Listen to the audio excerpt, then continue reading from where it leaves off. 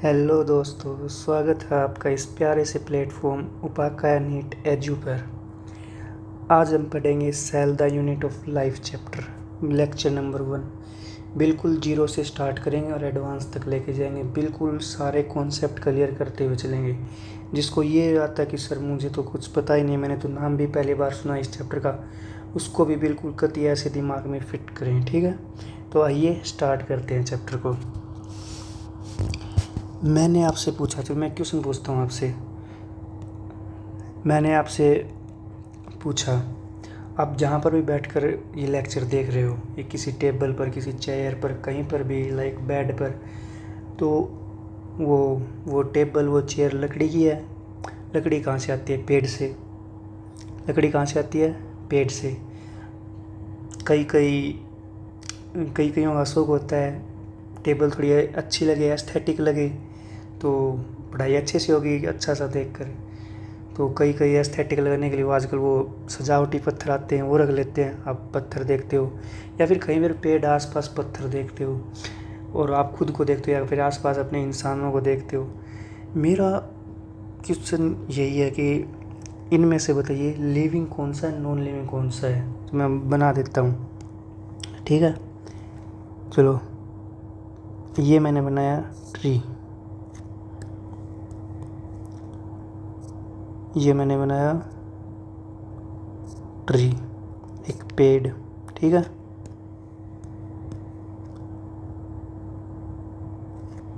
ये मैंने बनाया एक पेड़, ट्री।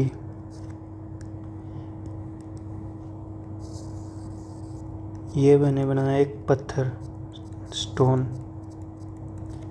ठीक है। और ये मैंने बनाया एक इंसान।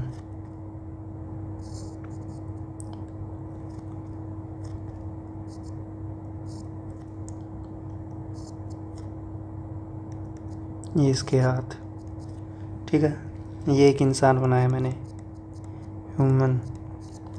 इसका नाम देते हैं, जैसे कि कभी जैसे इसका नाम दे दिया चिंटू, ये अपना चिंटू है, ठीक है। इसी से हम बायोलॉजी पढ़ेंगे आगे, ठीक है। तो और मान लो एक मैंने बनाया यहाँ पर ये बैक्टीरिया,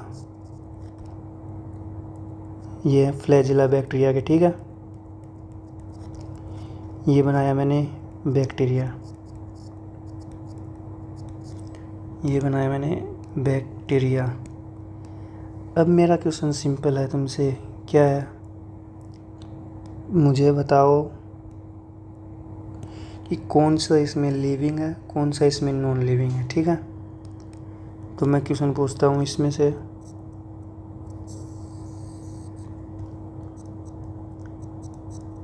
आउट ऑफ दीज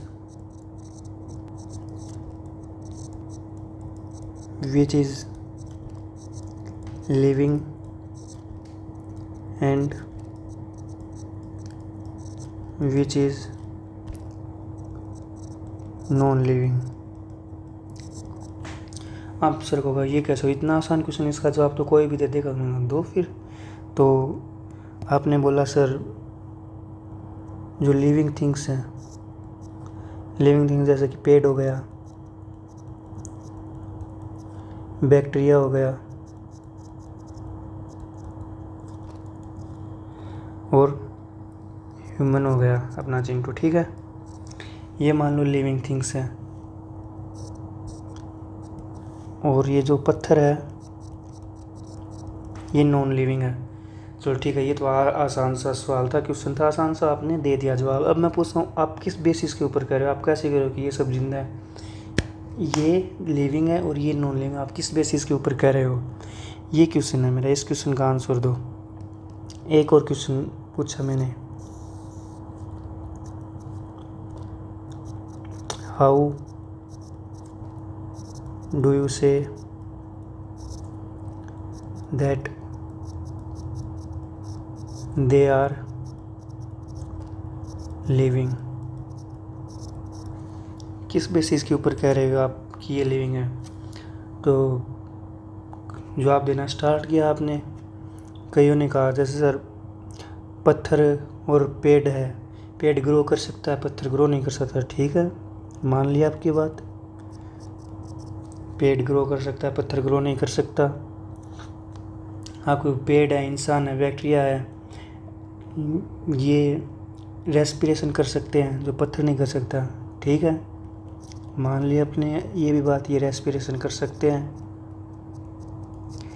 लिखना है सारा और बिल्कुल कॉन्सेप्ट क्लियर करते हुए चलेंगे, साथ साथ लिख भी लेना आप। ठीक है,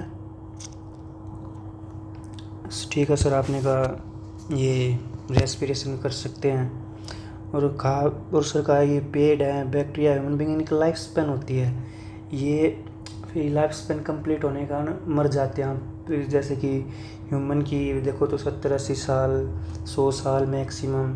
ठीक है, ऐसे ही पेड़ की देखो तो कुछ साल 70-80, 100 साल, 150 साल कईयों की होती है ज़्यादा। ठीक है, ऐसी बैक्टीरिया की कुछ लाइफ स्पेन है। तो ठीक है, तो आपने दे डाई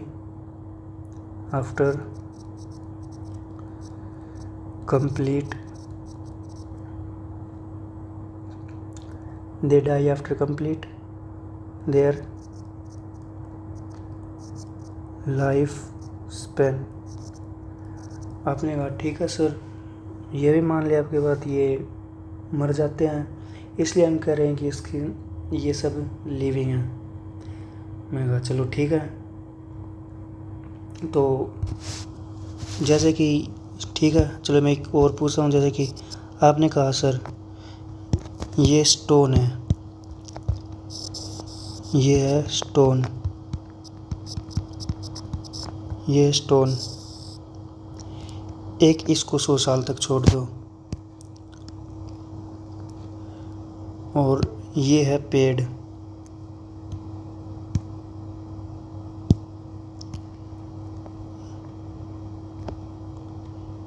ये है पेड़,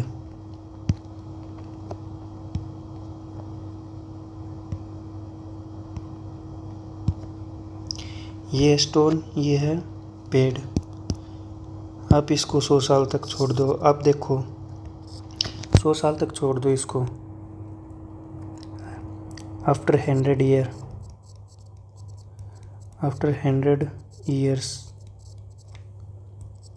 आफ्टर 100 ईयर्स, चलो मान लो ये पेड़ नहीं है, एक पौधा है, प्लांट है। आपने इस प्लांट को बो दिया, ये एक प्लांट है। ठीक है, आपने इस प्लांट को उगा दिया। ठीक है, अब मैं कहूँ आप इसको 100 साल बाद देखो, इनमें से कौन ग्रोथ करेगा। ये भी आसान सा, क्या आसान से सवाल पूछ रहे हो सर।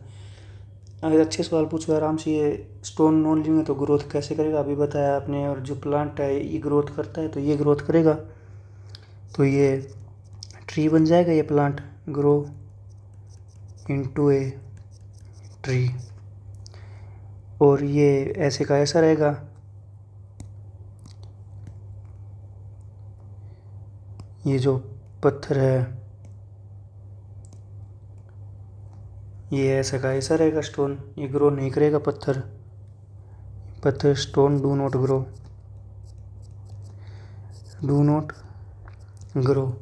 चलो अब मैं पूछता हूँ ग्रोथ कैसे की है इसने। ग्रोथ कैसे किया, आपने कहा ये ट्री तो ये प्लांट है, बड़ा हो जाएगा ग्रोथ करके, पेड़ में, पौधा पेड़ में कन्वर्ट हो जाएगा। लेकिन स्टोन का क्या, स्टोन ने तो ग्रो नहीं किया। तो मैं पूछता हूँ ग्रोथ कैसे हुई। आप कह रहे हो रेस्पिरेशन हो रहा है, रेस्पिरेशन कैसे हो रहा है, ये मैं आपसे पूछता हूँ। ठीक है, और लाइफ स्पेन कंप्लीट हो रही है, इसके अंदर लाइफ के अंदर क्या क्या चेंजेस आ रहे हैं किसी भी इंसान के, बेबी से उसमें कन्वर्ट हो रहा है अडल्ट में, फिर अडल्ट से बुढ़ापे में जा रहा है, फिर उसकी डेथ हो रही है। तो क्या क्या चेंजेस आए लाइफ स्पेन के दौरान। ठीक है, ये मैं आपसे पूछता हूँ, तो आप सोचो। तो आप सोच रहे हो लेकिन कमेंट में बताना। चलो मैं और पूछता हूँ क्वेश्चन आपसे, रुको एक क्वेश्चन पूछता हूँ। ठीक है, मान लो ये है क्या, ओवम, और ये है क्या, स्पर्म एक बना दिया, ओवम एक बना दिया, स्पर्म ये बना दिया स्पर्म। जो ओवम होता है वो फीमेल गैमेट होता है, स्पर्म होता है वो मेल गैमेट होता है। जब इनका फर्टिलाइजेशन होता है, क्या होता है फर्टिलाइजेशन, तो बनता है जाइगोट। मान लो ये बन गया जाइगोट, ये बन गया जाइगोट, ठीक है। और जाइगोट से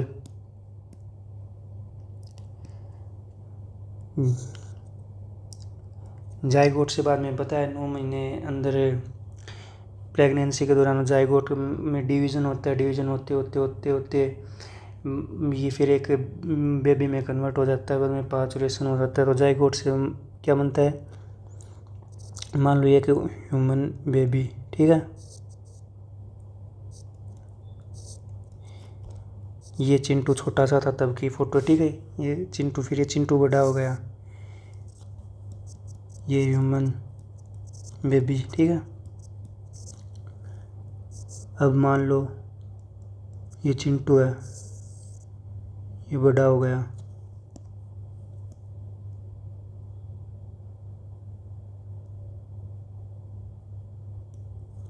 ठीक है।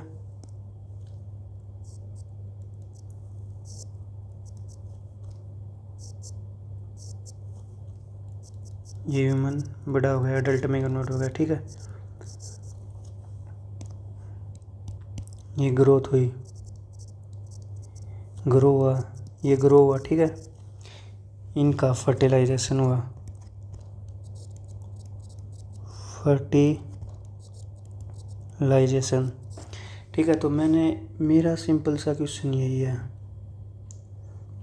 क्या है, आप कैसे कह रहे हो कि आपको ग्रोथ दिख रही है, ग्रोथ इंट्रिंसिक है, तो आप कैसे कह रहे हो कि जो ये सिंगल सेल एक अडल्ट में कैसे कन्वर्ट हुई, ये एक अडल्ट ह्यूमन, ये एक ह्यूमन सिंगल ह्यूमन बेबी एक अडल्ट में कैसे कन्वर्ट हुआ, कैसे ये ऑर्गेनिज्म, ये जैसे कि आप अपना चिंटू एक कैसे सांस ले रहा, ब्रीथ ले रहा, आपने अभी भी कहा ना कि जिंदा, मतलब कि रेस्पिरेशन कर रहा है, तो कैसे कर रहा है ये रेस्पिरेशन, ये, ठीक है, ये ह्यूमन बीइंग, ठीक है। आप रेस्पिरेशन कैसे कर रहे हो, तो यही मेरा क्वेश्चन है, ये लिख लेते हैं, ठीक है। तो ये 2 1 होता है, ये अन होता है, ये एप्लॉयड लेवल्स हैं गैमेट्स के, जाइगोट 2 1 होता है। तो मेरा क्वेश्चन सिंपल है,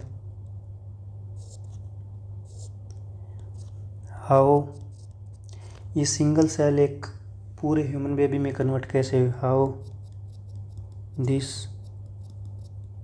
single cell become a human being,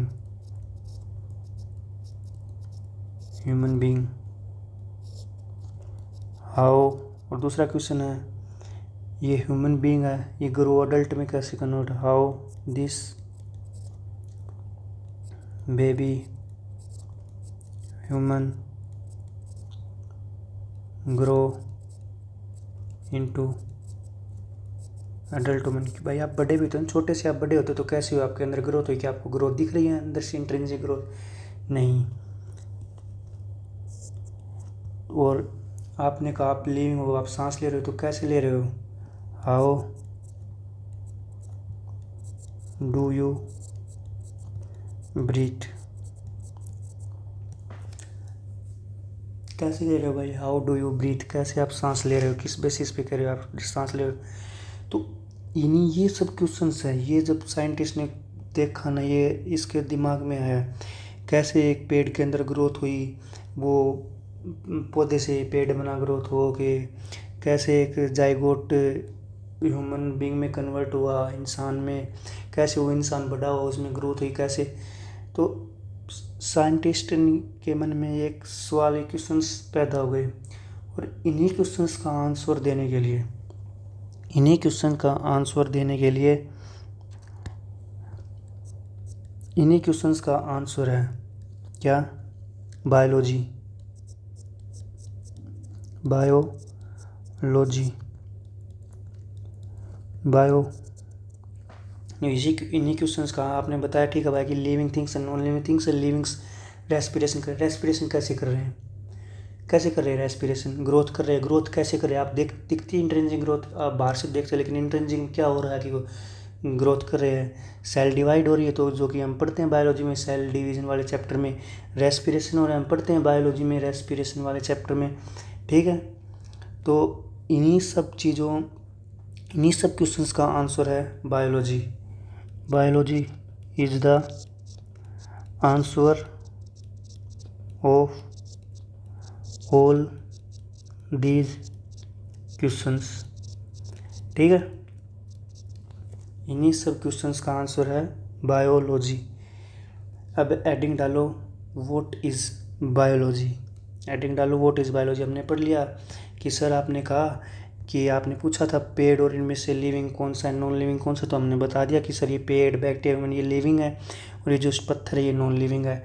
तो मैंने बोला आप किस बेसिस के ऊपर कह रहे हो कि ये लिविंग है, तो सर कहा आपने देखो सर जो लिविंग थिंग्स इनमें ग्रोथ हो रही है, जैसे कि पौधा पेड़ से बड़ा बन रहा है, पौधा पौधा ग्रो करके पेड़ बन रहा है, बड़ा हो रहा है, हालांकि हो रही है इंट्रिंसिक ग्रोथ की बात हो रही है। इंट्रिंसिक में क्या क्या हो रहा है, तो आप कैसे कह रहे हो कि ये बड़ा हो रहा है, किस बेसिस क्यों कह रहे हो, आप कैसे जानते हो, क्या ये क्वेश्चन उठा आपके मन में। मैंने कहा क्यों हो रहा है ये बड़ा, तो आपने कहा सर सेल डिवाइड्स हो रही हैं और सेल डिवीज़न हम डिवाइड्स चैप्टर में पढ़ते हैं सेल डिवीज़न में। तो आपने कहा सर रेस्पिरेशन कर रहा है, आपने कैसे कर रहा है रेस्पिरेशन। तो ये ऐसे क्वेश्चंस उठे, ग्रोथ हो रही है, रेस्पिरेशन हो रही है, तो ऐसे कैसे एक सिंगल जो सेल है जाइगोट वो कैसे ग्रो होकर ह्यूमन में कन्वर्ट हो रही है, कैसे ह्यूमन फिर बड़ा हो रहा है, तो कैसे कैसे ये ह्यूमन सांस ले रहा है। तो ऐसे क्वेश्चन उठे कई बीच मन में, तो उन्हीं क्वेश्चन का आंसर है बायोलॉजी, ठीक है। बायोलॉजी है उन्हीं क्वेश्चन का आंसर। तो अब बैटिंग डालो, व्हाट इज़ बायोलॉजी। यहाँ से हम स्टार्ट करते हैं, व्हाट इज़ बायोलॉजी, ठीक है। तो बायोलॉजी क्या है, देखो जो बायोलॉजी है, बायोलॉजी बायोलॉजी दो ग्रीक वर्ड से आई है, comes from two Greek words.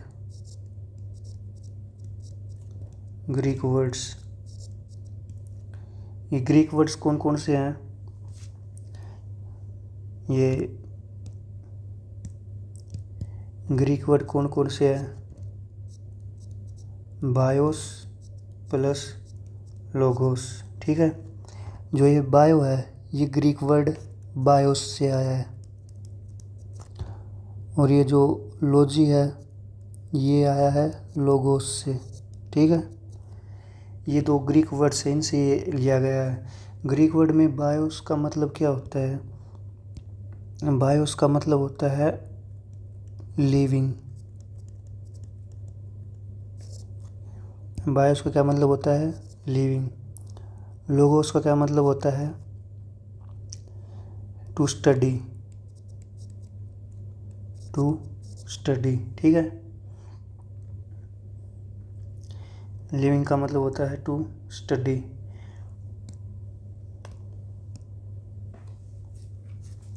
ठीक है। तो यहाँ से फिर एक डेफिनेशन आई कि जो बायोलॉजी होती है, यहाँ से वो डेफिनेशन आई, इन दोनों शब्द को जोड़ कर मैं लिविंग थिंग्स की स्टडी करना, लिविंग थिंग्स की स्टडी करना। साइंस है तो साइंटिफिक स्टडी करना, ठीक है। Scientific it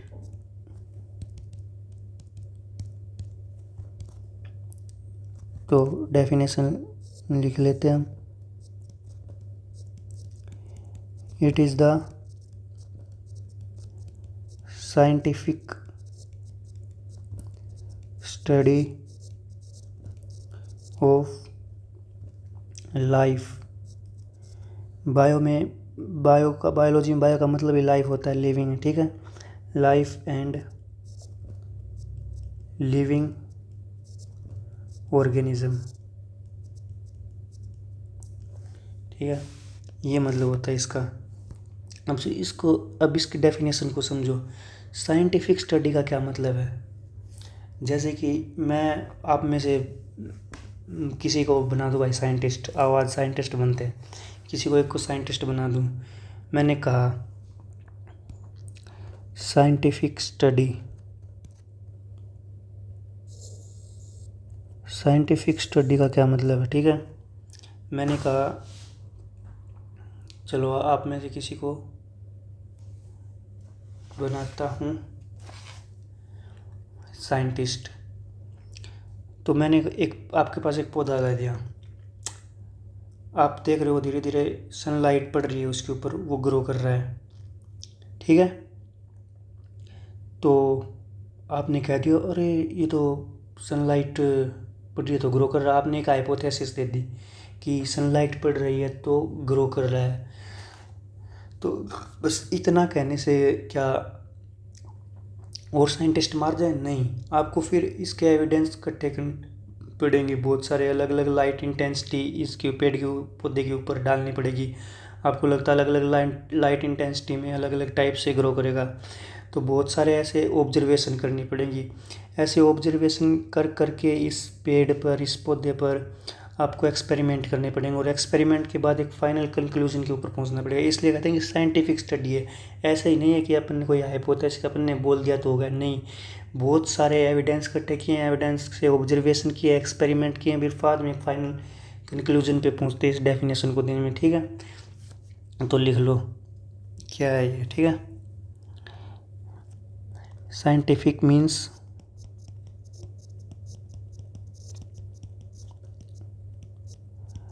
scientific means knowledge based on knowledge based on scientific का मतलब होता है कि बहुत सारे आपने एविडेंस इकट्ठे किए हैं, उन एविडेंस से बहुत सारे ऑब्जर्वेशन किए हैं,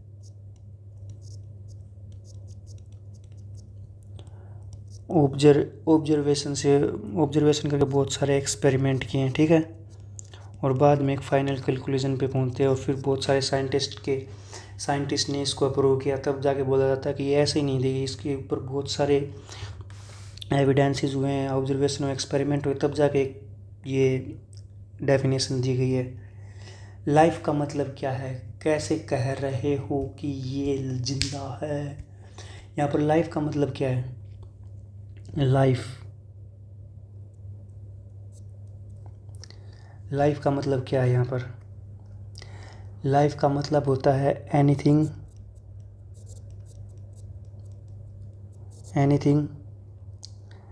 that perform life process, anything that perform life process. मतलब कि ऐसी कोई भी चीज़ जो हमें ज़िंदा रखती है, कि हम कह सकते हैं कि इस वजह से ये ज़िंदा है, तो उसे लाइफ बोलते हैं, ठीक है। एनीथिंग है उस, जैसे कि मैंने वो एग्जांपल लिया था, जैसे कि एक पत्थर और एक इंसान का एग्जाम्पल लो। हमारे अंदर बहुत सारे मेटाबॉलिक रिएक्शंस हो रही हैं, क्या पत्थर के अंदर हो रही है? नहीं। तो मेटाबॉलिक रिएक्शन होना इस बात का प्रूफ है कि हमारे अंदर लाइफ है। तो ये लिख लो, मेटाबॉलिज्म हो रहा है हमारे अंदर। पत्थर के अंदर ग्रोथ हो रही है? नहीं हो रही है। हमारे अंदर हो रही है? हो रही है। तो ये लिख लो ग्रोथ। क्या पत्थर रिप्रोडक्शन कर सकता है? नहीं कर सकता। हम रिप्रोडक्शन कर सकते हैं? कर सकते हैं हम रिप्रोडक्शन, ठीक है।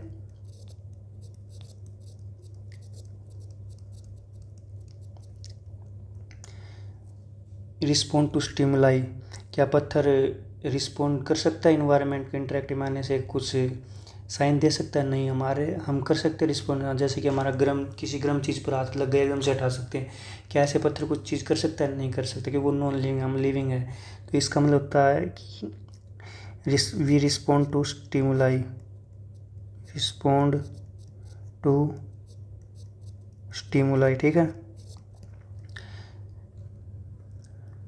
और एक बहुत महत्वपूर्ण कॉन्शियसनेस, हमारे अंदर कॉन्शियसनेस माइंड, हम सोच सकते हैं, विचार कर सकते हैं। पत्थर ऐसा सब नहीं कर सकती, वो नॉन लिविंग थिंग कोई भी ऐसी, लेकिन लिविंग थिंग कर सकती है। तो शो कॉन्शियसनेस, ठीक है, ये लिख लो। लिविंग ऑर्गेनिज्म का मतलब क्या है?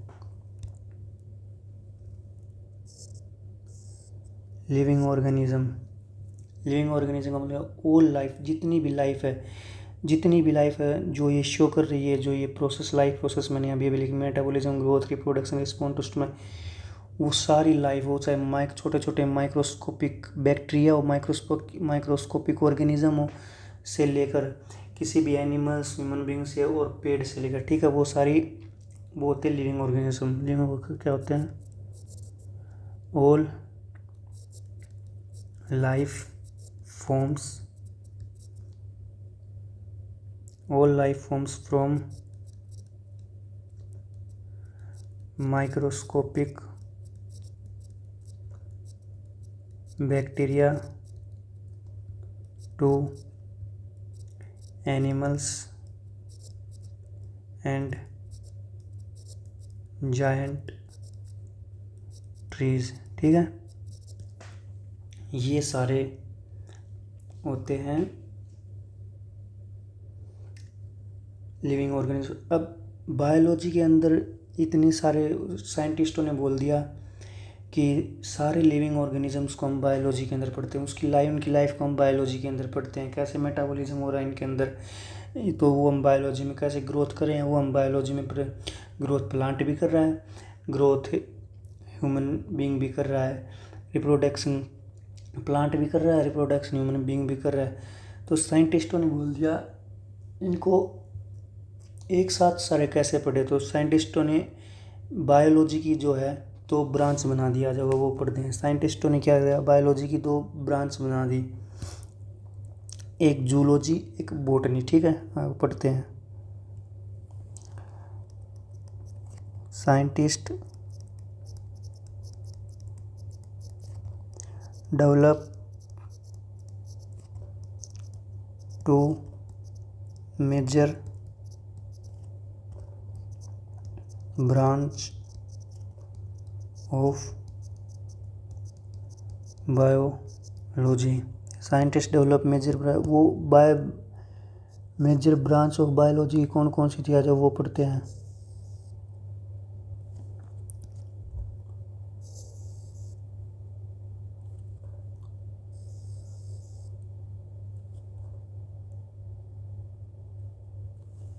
वो पढ़ते हैं, एक ब्रांच बना दी उन्होंने जूलॉजी की, एक ब्रांच बना दी उन्होंने बॉटनी की। बायोलॉजी की ये 2 ब्रांच बना दी, एक ब्रांच जूलॉजी बना दी, एक ब्रांच बॉटनी बना दी, ठीक है। अब पढ़ते हैं हम अब इन दोनों ब्रांचेस को, ठीक है। जूलॉजी में पढ़ते हैं हम स्टडी ऑफ एनिमल्स की स्टडी। अब जैसे कि बायोलॉजी में सारे लिविंग ऑर्गेनिज्म, तो उन्होंने बता दिया कि बायोलॉजी लिविंग ऑर्गेनिज्म की लाइफ को या लिविंग ऑर्गेनिज्म को स्टडी करना बायोलॉजी बोलते हैं। तो बायोलॉजी में एनिमल्स की स्टडी को उन्होंने जूलॉजी ब्रांच में डाल दिया, और बॉटनी की स्टडी को और प्लांट्स की स्टडी को उन्होंने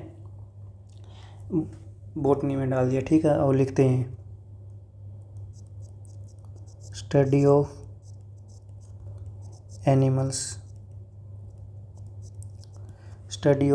क्या क्या स्टडी करा उन्होंने, जैसे कि एनिमल्स की जेनेटिक्स, स्ट्रक्चर, ठीक है, there molecular biology, etcetera, molecular biology etcetera, study of animals की हम स्टडी में ये पढ़ते हैं, ठीक है। ऐसे ही बॉटनी किसे कहेंगे, बॉटनी में हम क्या पढ़ते हैं, प्लांट्स की स्टडी पढ़ते हैं। तो यहाँ पर लिख लो स्टडी ऑफ प्लांट्स बॉटनी में लिख लो study of plants. Study of plants, plants में क्या स्टडी करते हैं? स्टडी ऑफ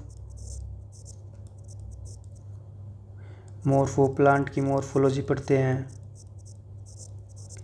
एनेटमी, प्लांट्स की एनेटमी। प्लांट्स की जेनेटिक्स, प्लांट्स की genetics. Study of morphology, anatomy and genetics of plants, ये हम इसमें पढ़ते हैं। अब ये जूलॉजी किसने बताई थी, बॉटनी किसने बताई थी, इनके साइंटिस्ट के नाम क्या थे? तो साइंटिस्ट के नाम थे जूलॉजी। एनिमल्स की स्टडी को जूलॉजी कहते हैं, ये बताया था अरिस्टोटल ने। और प्लांट की स्टडी को बॉटनी में डाला था, ये डाला था थियोफेरेटस ने। ठीक है, तो लिख लो अब, ये है फादर है इसके, अरिस्टोटल जूलॉजी का फादर है, थियोफेरेटस बॉटनी का फादर है। ठीक है, तो लिख लो फादर ऑफ जूलॉजी और फादर ऑफ बॉटनी। ठीक है, फादर ऑफ बॉटनी, ये पढ़ लो। ठीक है, फादर ऑफ जूलॉजी कौन सा था? अरिस्टोटल। फादर ऑफ बॉटनी कौन था? थियोफेरेटस।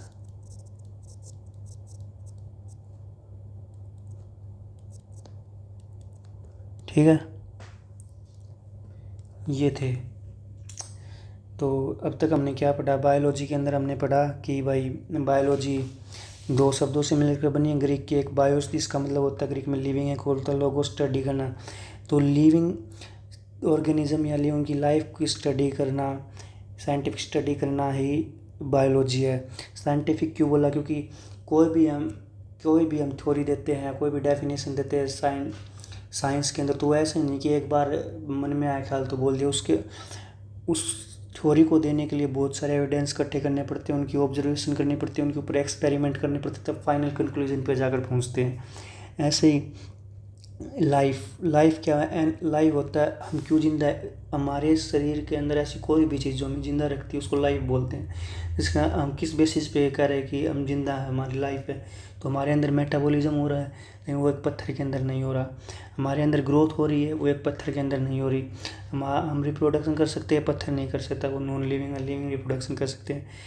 हम रिस्पॉन्ड कर सकते हैं इन्वायरमेंट को अकॉर्डिंगली, लेकिन नॉन लिविंग नहीं कर सकते। जैसे कि किसी भी गर्म चीज़ के ऊपर अपना हाथ लग गया तो एकदम से उसको वहाँ से हटा लेना, ये एक रिस्पॉन्स हो गया। ठीक है, और हम कॉन्शियसनेस शो करते हैं, हम सोच सकते हैं, सोच विचार कर सकते हैं, हमारे कॉन्शियस माइंड है हमारे पास। ठीक है, ऑर्गेनिज्म क्या हो गया?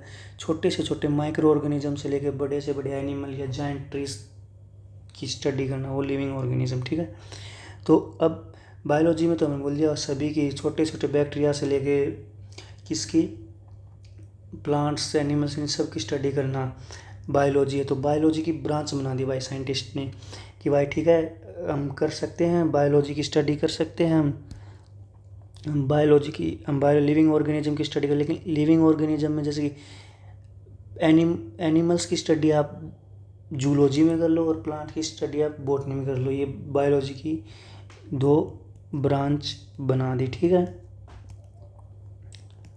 ये ब्रांच बना दी। तो और स्टडी ऑफ एनिमल्स को जूलॉजी का, स्टडी ऑफ प्लांट्स को बॉटनी का। ऐसे ही जूलॉजी में क्या पढ़ते हैं? एनिमल्स के जेनेटिक्स, मोर्फो स्ट्रक्चर, मोलिकुलर बायोलॉजी की स्टडी ऑफ एनिमल्स को हम जूलॉजी में पढ़ते हैं। स्टडी ऑफ प्लांट्स में हम क्या पढ़ते हैं? बॉटनी में इस प्लांट्स के मोर्फो, एनेटमी, जेनेटिक्स ऑफ प्लांट्स, ये हम बॉटनी में पढ़ते हैं। ठीक है, तो अब जिसने कहा था कि भाई एनिमल्स की स्टडी जूलॉजी में करना है, तो जूलॉजी का उसने अरिस्टोटल ने कहा था, तो इसको फादर ऑफ जूलॉजी बोल दिया। जूलॉजी किसने दी? अरिस्टोटल ने दी।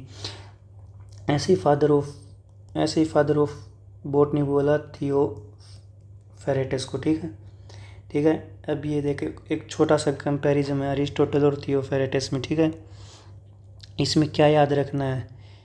इसमें एक तो याद ये रखना नोन एज, एक तो ये नहीं स्टार लगा रहा हूँ मैं, ये कि एक ये नाम याद रखना known as father of zoology, father of botany, ठीक है, ये नाम याद रखना है।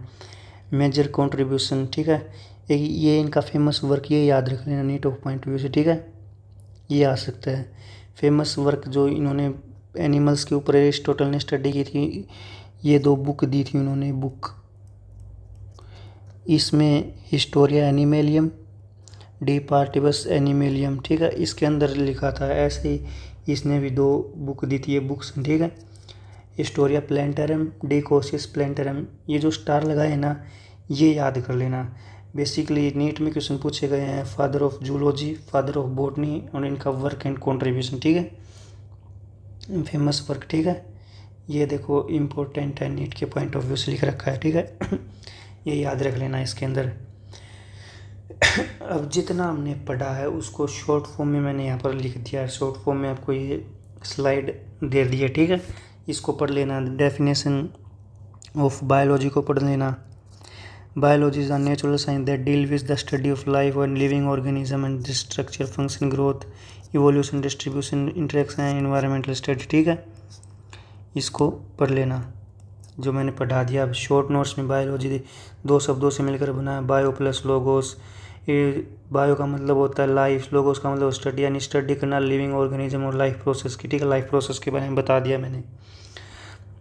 लिविंग ऑर्गेनिज्म शो लाइफ, ये कहेंगे मेटाबॉलिज्म शो करता है, ग्रोथ शो करता है, रिप्रोडक्शन शो करता है, रिस्पॉन्स करता है, एडेप्टेशन एंड इवोल्यूशन शो करता है, ठीक है। Biology as a wide range of branches to study, बहुत सारी ब्रांचेज हैं लेकिन जो 2 मेजर ब्रांचेज है, एक है जूलॉजी, एक है बॉटनी, ठीक है। Zoology, father of zoology Aristotle, ये याद रखना। फादर ऑफ बॉटनी थियोफ्रेटस, ये याद रखना है, ठीक है, ये फादर बोला जाता है। ये जूलॉजी में एनिमल्स की स्टडी करते हैं और थियोफ्रेटस में हम ना बॉटनी में हम प्लांट्स की स्टडी करते हैं, ठीक है, study of animal, study of plants, ठीक है। इंक्लूड स्ट्रक्चर, एनिमल्स की स्ट्रक्चर, एनिमल के function, classification, behaviour, genetics, physiology, ये सब हम जूलॉजी में पढ़ते हैं। प्लांट्स के structure, function, classification, physiology, genetics, ecology, utilisation and evolution, ये हम बॉटनी के अंदर पढ़ते हैं, ठीक है। ये एक शॉर्ट नोट्स के फॉर्म में स्लाइड प्रोवाइड करवा दी अब तक जो बायोलॉजी में पढ़ा है अपने, ठीक है। आइए अब क्वेश्चन करते हैं बायोलॉजी का। अब जितना पढ़े उनके ऊपर बेस के ऊपर क्वेश्चन करते हैं अपन। ये जो मैंने पढ़ा है ना आप साथ में नोट्स में बनाते जाओ, ठीक है, ऐसे बिल्कुल, और लास्ट तक टिके रहना और बाद में कमेंट में बताना लेक्चर कैसा लगा, ठीक है। तो question number first, biology is the natural science that deals with the study of life and living organism. इसमें ठीक है 2 स्टेटमेंट दे दी, ट्रू और फॉल्स को, जो कौन सी स्टेटमेंट सही है कौन सी गलत है। तो ये तो सही है, बायोलॉजी हमने पढ़ा, बायोलॉजी 2 शब्दों से मिलकर बना। बायो का मतलब होता है लाइफ, लॉजी का मतलब होता है स्टडी, ठीक है, लिविंग ऑर्गेनिज्म उनकी लाइफ की स्टडी करना ही बायोलॉजी है। तो ये स्टेटमेंट तो बिल्कुल सही है। अभी biology includes the study of non living things, नहीं, बायो का मतलब ही लिविंग है, लाइफ और लिविंग, तो नॉन लिविंग थिंग्स नहीं, लिविंग थिंग्स आज तो करेक्ट होता। तो ये स्टेटमेंट गलत हो गई। तो statement first is true, statement second is false. तो ये पहला ऑप्शन सही हो गया इसका आ गया ए ऑप्शन, ठीक है, पहला। अब आ दूसरे क्वेश्चन के ऊपर, ठीक है। दूसरा question, biology is restricted only to plants and animals. इसने कहा है बायोलॉजी के अंदर हम सिर्फ प्लांट्स और सिर्फ एनिमल्स ही पढ़ते हैं। गलत है ये स्टेटमेंट। क्यों? बायोलॉजी के अंदर हम पढ़ते हैं study of life and study of all living organisms. All living organism में कौन कौन आ गए? From microscopic organism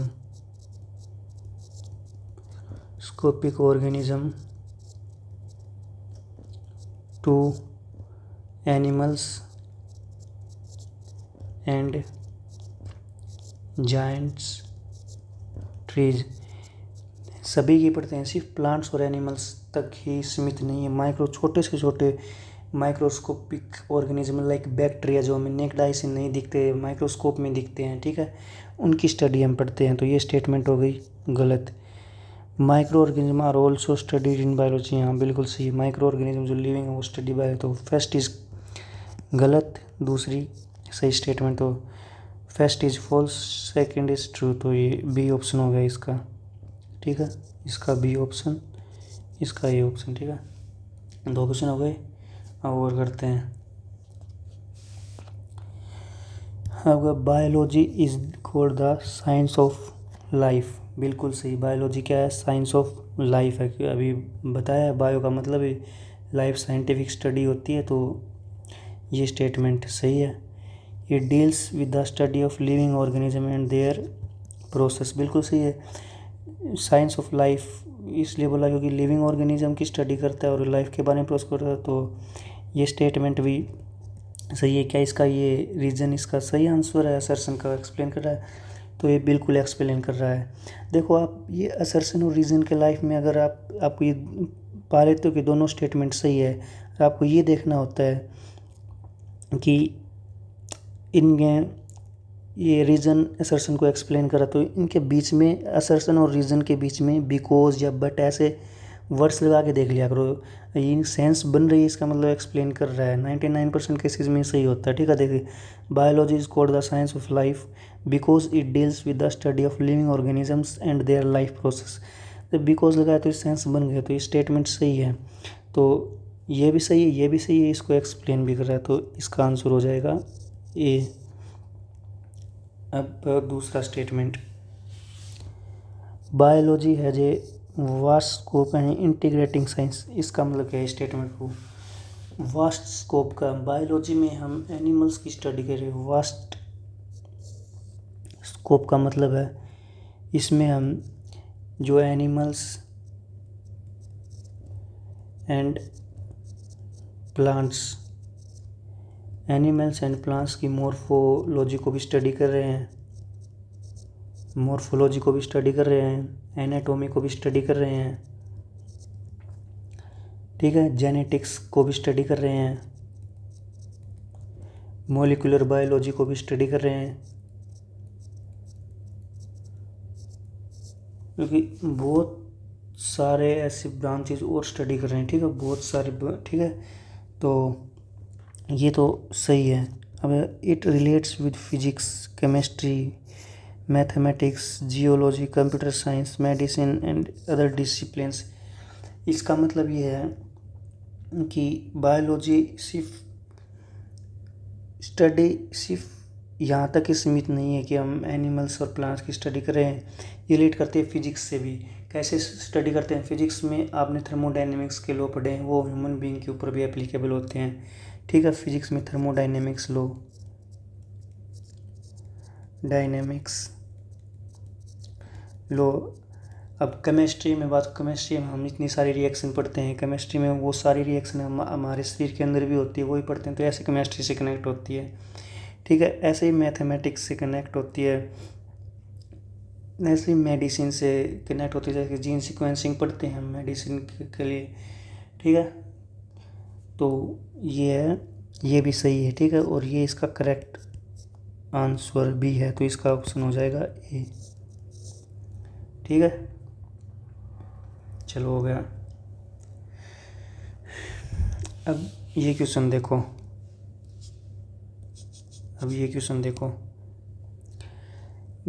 miss math, इसके बता कौन सा करेक्ट स्टेम। बायोलॉजी क्या होती है?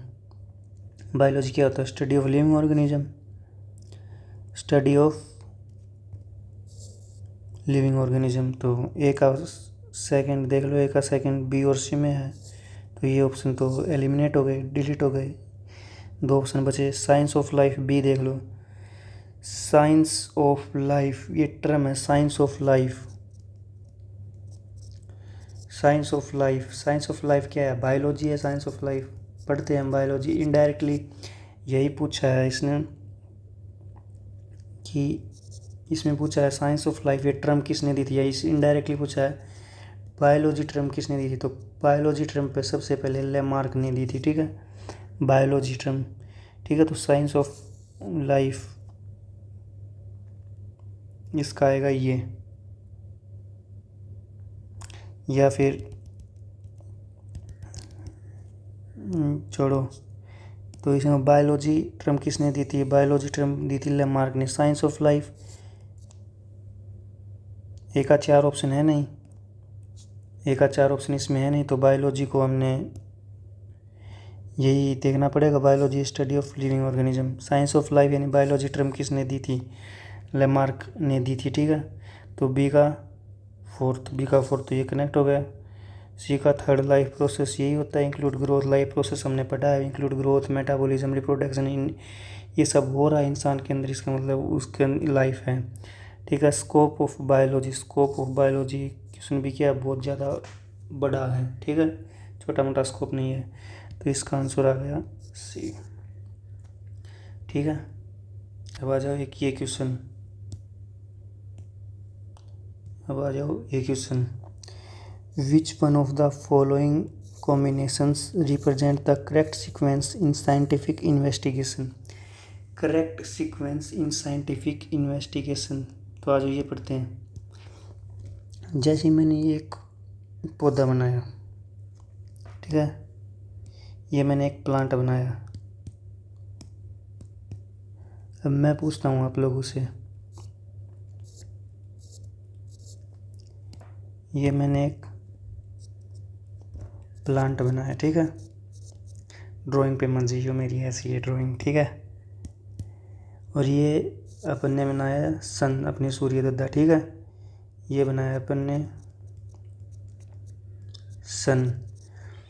अब आप चैप्टर जब रेस्पिरेशन, प्लांट्स रेस्पिरेशन जब पढ़ते हो, आप उसमें पढ़ते हो जो कि सनलाइट से पौधा भोजन बनाता है सनलाइट का यूज़ करके, ठीक है, और उससे फिर वो सनलाइट का यूज़ करके इंटेंसिटी कितनी, फिर वो उससे ग्रो भी करता है, ठीक है, ग्रोथ में हेल्प करता है भोजन उसकी, ठीक है। तो मैंने ये कह दिया कि सनलाइट पड़ी तो पौधा ग्रो कर दिया, तो क्या सब मान लेंगे? ये तो बात हो गई ना, हाइपोथेसिस हो गई कि मैंने कह दिया एक बारे में, मैंने देखा और ये सब के सामने, साइंटिस्ट के सामने कह दिया, नहीं मानेंगे। आपको क्या करना पड़ेगा, बहुत सारी आपको देखनी पड़ेगी, जैसे कि ये 400 nm लाइट इंटेंसिटी है, ये 200 nm की लाइट इंटेंसिटी है, आपको बहुत सारे ऐसे ऐसे अलग अलग लाइट इंटेंसिटी में रख के ऑब्जर्वेशन करनी पड़ेगी, ठीक है। तो पहले आया तो इसने ये बुझी है जब हमने बोला साइंटिफिक स्टडी, तो क्या करेक्ट सीक्वेंस है इन्वेस्टिगेशन की, हम इन्वेस्टिगेशन कर रहे हैं, जो टर्म दे रहे हैं बायोलॉजी की, तो इसमें यही पूछी है इसने। तो हमने पहले बहुत सारी ऑब्जर्वेशन की, ऑब्जर्वेशन मतलब इसको 400 nm की लाइट में भी रख के देखा, 200 nm की लाइट में भी रख के, और फिर हमने बोला कि ऑब्जर्वेशन के बेस पे हमने हाइपोथेसिस दे दी। अभी इस हाइपोथेसिस के साइंटिस्ट ऐसे तो मान नहीं लेंगे, जो ऑब्जर्वेशन की इस हाइपोथेसिस को प्रूव करने के लिए हमने बहुत सारे एक्सपेरिमेंट करने पड़ेंगे उसके ऊपर, ठीक है, और बहुत सारे एक्सपेरिमेंट करके बाद में फाइनल एक कंक्लूजन पर अपन पहुंचेंगे, ठीक है। तो ये वो सीक्वेंस है, ये क्वेश्चन नोटबुक में लिख लेना, ये वो सीक्वेंस है। तो इसका आंसर हो जाएगा सी, ऑब्जर्वेशन की हाइपोथेसिस, तो इसका आंसर हो जाएगा सी, ठीक है, ठीक है। तो ये हो गई अपनी बायोलॉजी की डेफिनेशन। अब आइए आगे चलते हैं, इसके ऊपर क्वेश्चन भी कर लिया अपन ने। अब आइए अपन आगे पढ़ते हैं। मैंने कहा, चलो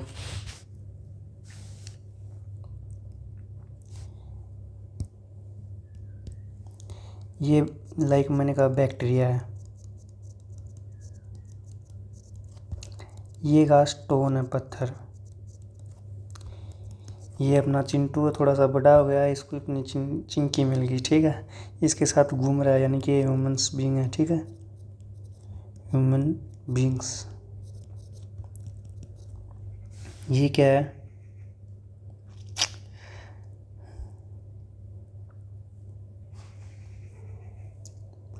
ये एक ट्री है, ट्री बोल लो या प्लांट बोल लो, ठीक है। ये है। अब मान लो एक बार भूल जाओ, मैंने आपको बायोलॉजी पढ़ाई है, भूल जाओ, और मैंने आपको कहा आप इस धरती पर पहले साइंटिस्ट हो, आप इस धरती पर पहले साइंटिस्ट हो, और आप ऑब्जर्व कर रहे हो चीज़ों को। तो आप क्या कर रहे हो, चीज़ों को ऑब्जर्व कर रहे हो। मैंने आपको पहला साइंटिस्ट बना दिया धरती का, इस धरती पर पहले साइंटिस्ट हो आप। भूल जाओ मैंने आपको बायोलॉजी पढ़ाई है, आप कर रहे हो ऑब्जर्व। तो मैंने कहा आप किस बेसिस के ऊपर कह रहे हो, आपको साइंटिस्ट और आप मैंने बना दिया आप धरती पर पहले साइंटिस्ट। तो मैंने कहा आपको ये पता लगा इनमें लिविंग कौन सा है, नॉन लिविंग कौन सा है। ठीक है, वो पहले वही क्वेश्चन तो मैं आपको से पूछ रहा हूँ, out of this which are living and which are non living. Non living, living कौन से हैं, नॉन लिविंग कौन से हैं। तो अपने सर ये तो सर आप देख रहे हो, आपने पता लगाया भाई कैसे न कैसे करके। जो लिविंग है वो बैक्टीरिया, ट्री और ह्यूमन बीइंग, ठीक है। ह्यूमन बीइंग ये है लिविंग थिंग्स, और जो स्टोन है, पत्थर है, वो नॉन लिविंग, ठीक है। अब मेरा दूसरा क्वेश्चन वही पहले वाला, how do you say that they are living, कैसे कह रहे हो कि ये लिविंग हैं। कौन, ये how do you say that they are living, इनके पास लाइफ है, आप कैसे कह रहे हो। तो आपने कहा कि सर जो ये हैं बैक्टीरिया, ह्यूमन बीइंग, ट्री, ये मूव कर सकते हैं, ये मूवमेंट शो करते हैं, ये मूवमेंट शो करते हैं। अच्छा, तो फिर मैंने कहा can movement alone define that something is living. आपने कहा सर यस। तो मैंने कहा मूव तो कार भी करती है, कार ऑल्सो मूव। मैंने कहा कार ऑल्सो मूव, ठीक है। तो आप किस बेसिस पे कहे, एक मिनट रुकना जरा, एक मिनट रुकना। क्या ये, चलो ठीक है। मैंने कहा आप कह मूवमेंट हो रही है तो जिंदा है ये, पत्थर मूव नहीं कर रहा। तो मैंने कहा कार भी मूव कर सकती है, इसका मतलब ये जिंदा कोई कार नहीं, कार तो है। तो इसका आंसर हो गया sir no, movement alone is not. मैंने कहा ग्रोथ, मैंने कहा ग्रोथ हो रही है। तो फिर मैंने क्वेश्चन पूछा, आपने ग्रोथ हो रही है सर, हमारे अंदर ग्रोथ हो रही है, पेड़ के अंदर ग्रोथ हो रही है, ठीक है। इंट्रिंसिक ग्रोथ की आपने बात कर ली, मैं यहाँ पर एक्सट्रिंसिक ग्रोथ की बात करता हूँ। आप एक कूड़े का ढेर ले लो, उसके ऊपर कूड़ा डालते जाओ, वो भी ग्रो कर जाएगा, एक दिन बहुत बड़ा हो जाएगा। जैसे कि दिल्ली वाले समझते भी होंगे इस बात को। अभी सरकार उस कूड़े के पहाड़ को हटा रही है, कि पहाड़ बन गया, इतना कूड़ा डालते गए वो पूरा पहाड़ बन गया। अब सरकार उसको हटा रही है। तो मैंने कहा growth alone can not define that something is living. ठीक है, ठीक है, ठीक है, ठीक है, ठीक है। क्यों? क्योंकि आप अगर एक्सट्रिक ग्रोथ की बात करो तो दोनों एक्सट्रिंसिक और इंट्रिंसिक ग्रोथ देखेंगे तो एक्सट्रिंसिक में तो कूड़े का पहाड़ भी बड़ा हो सकता है। ठीक है, तो ऐसी क्या बात है कि हम इसको जिंदा कर रहे हैं और इस पत्थर को नॉन लिविंग? तो इसका आंसर है सेल। इसका आंसर है सेल।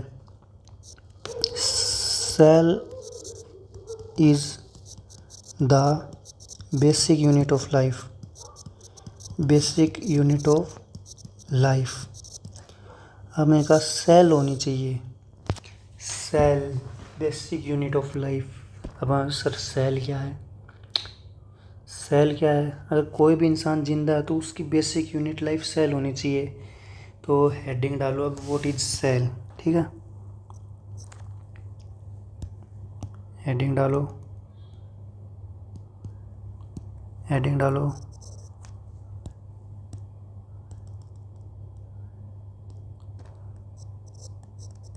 व्हाट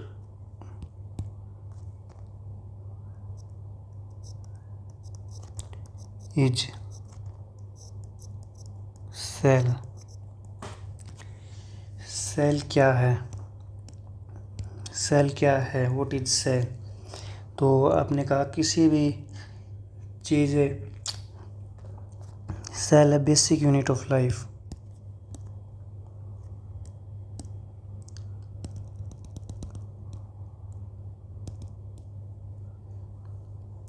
It is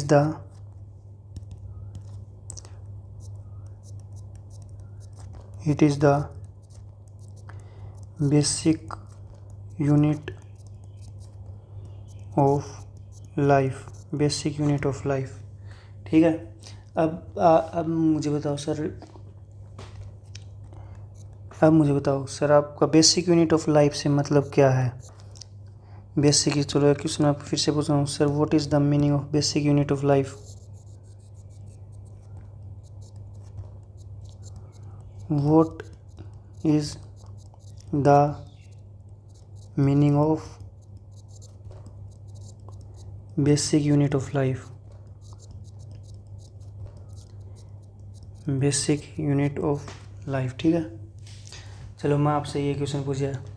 अब मुझे बताओ, थोड़ा सा केमिस्ट्री में जा रहा हूँ, थोड़ा सा केमिस्ट्री में एक बार। ठीक है, बाद में वापस आऊँगा हल्का सा केमिस्ट्री के पहले चैप्टर में। आप मैटर पढ़ते हो, मैटर क्या है?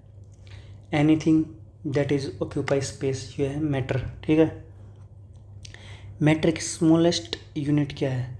अब मैंने कहा anything that is occupy space, वो है मैटर। मैंने क्या, मैटर क्या है? मैटर वो वाला मैटर नहीं। हाँ भाई बोल दे मैटर क्या, वो मैटर हम आ जाएंगे अभी, दोस्तों को बुला लेंगे, वो वाला मैटर नहीं, केमिस्ट्री वाला मैटर। केमिस्ट्री मैटर क्या होता है? एनीथिंग मैटर क्या होता है?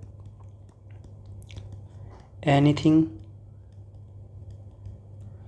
दैट ऑक्यूपाई स्पेस, ये होता है मैटर। कोई भी चीज़ जो स्पेस ऑक्यूपाई करती है, जैसे कि ह्यूमन है, स्पेस ऑक्यूपाई कर सकते हैं, बिल्कुल कर सकते, तो एक मैटर है। तो ठीक है, ये एक मैटर है। अब मैं पूछूँ स्मॉलेस्ट यूनिट ऑफ मैटर। अब पूछी मैंने स्मॉलेस्ट यूनिट ऑफ मैटर। ठीक है, अब पूछिए मैंने स्मॉलेस्ट यूनिट ऑफ मैटर की स्मॉलेस्ट यूनिट क्या है? तो आप कहेगा स्मॉलेस्ट यूनिट है एटम। स्मॉलेस्ट यूनिट होती है कि उसके अलावा अब और कुछ टुकड़े नहीं हो सकते, एटम के अब और टुकड़े नीचे नहीं हो सकते, ये स्मॉलेस्ट से स्मॉलेस्ट है। ठीक है भाई, ये अब हायरार्की देखो, जो बहुत सारे एटम होते हैं, ठीक है, अगले पेज के ऊपर जो बहुत सारे एटम होते हैं, एटम मिलके क्या बनाते हैं? मॉलिक्यूल मिलके क्या बनाते हैं? बायोमॉलिक्यूल। एक मिनट लिखते जाऊँ, मैं समझाऊंगा, एक एक समझाऊंगा। ठीक है, बायोमॉलिक्यूल मतलब बायो मैक्रोमोलिक्यूल, के दो पार्ट होते हैं, एक होता है बायो मैक्रोमोलिक्यूल, एक होता है बायो माइक्रोमोलिक्यूल। ठीक है, ये होते हैं बायो मैक्रोमोलिक्यूल। बस लिख लो एक बार, बायो मोलिक्यूल चैप्टर पढ़ाऊंगा तब ये पढ़ेंगे हम बायो मैक्रोमोलिक्यूल क्या होते हैं, बायो माइक्रोमोलिक्यूल। ठीक है, एटम मिलके बहुत सारे मॉलिक्यूल बनाते हैं, और बहुत सारे बायो मॉलिक्यूल मिलके सेल बनाते हैं। सेल क्या बनाते हैं?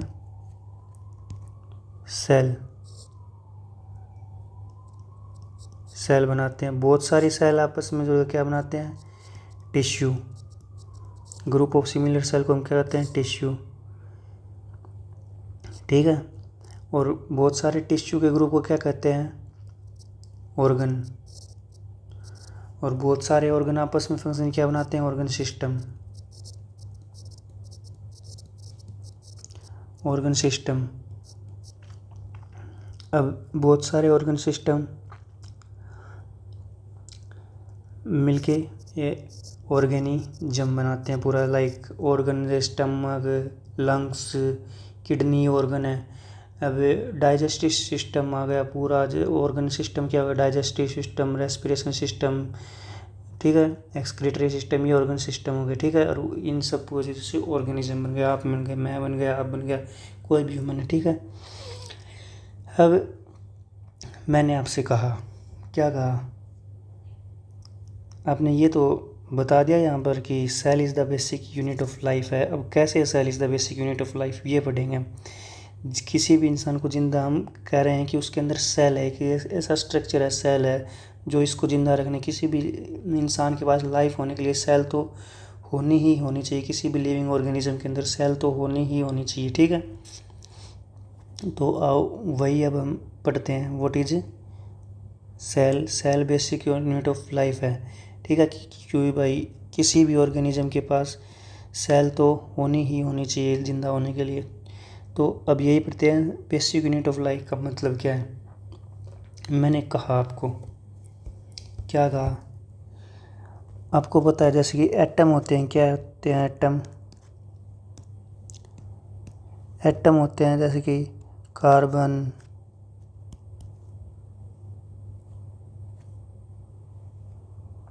कार्बन, हाइड्रोजन, नाइट्रोजन, ये होते हैं एटम। ये मिलकर बनाते हैं मॉलिक्यूल, जैसे कि NH3 वगैरह मॉलिक्यूल हो गया। ठीक है, NH3 मॉलिक्यूल है, CO2 कार्बन और ऑक्सीजन मिलके CO2 बना, ये भी एक मॉलिक्यूल है। ठीक है, गैस का मॉलिक्यूल है, अमोनिया का मॉलिक्यूल है, ये एक्सेट्रा होगा मॉलिक्यूल। बहुत सारे मॉलिक्यूल आपस में मिलकर बनाते हैं बायोमोलिक्यूल्स, और होते हैं bio micromolecules, bio macromolecules. Micro में आ गए जैसे कि लिपिड्स वगैरह। मैं अभी लिख लो, ये पढ़ाऊंगा बाद में, अभी इसलिए ये याद रख लो। माइक्रोमोलिक्यूल्स होते हैं, आते हैं लिपिड। इसमें आ गए अपने न्यूक्लियोटाइड्स। ठीक है, DNA वगैरह मैक्रो में न्यूक्लियोटाइड्स। अब एक सेल बनाओ।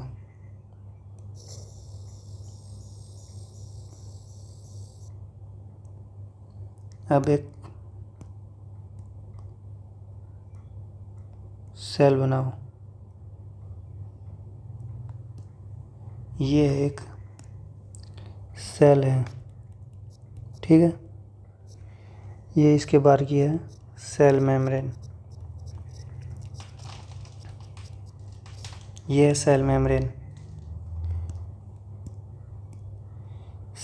सेल में आप सबको पता है एक होता है न्यूक्लियस, ये बनाओ। ठीक है, सेल में आपको पता है एक होता है न्यूक्लियस।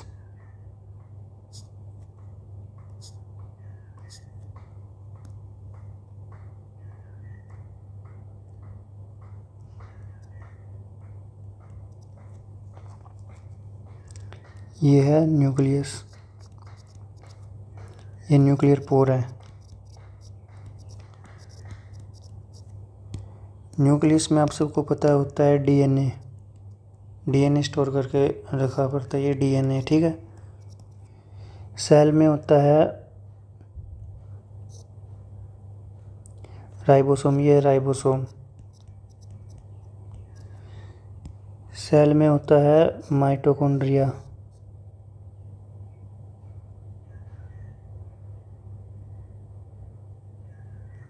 ये है माइटोकॉन्ड्रिया। माइटोकॉन्ड्रिया एटम मिलके मॉलिक्यूल बनाते हैं, मॉलिक्यूल मिलके बायोमॉलिक्यूल्स बनाते हैं। अब सेल मेम्ब्रेन की बात करूँ किससे बनी होती है?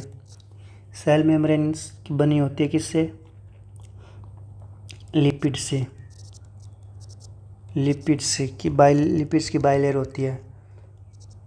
कौन से lipid? Phospholipid. Bilayer of phospholipids. Lipids biomolecule में आते हैं, ठीक है, तो इसलिए कहा सेल, बायोमोलिक्यूल के बाद सेल आते हैं।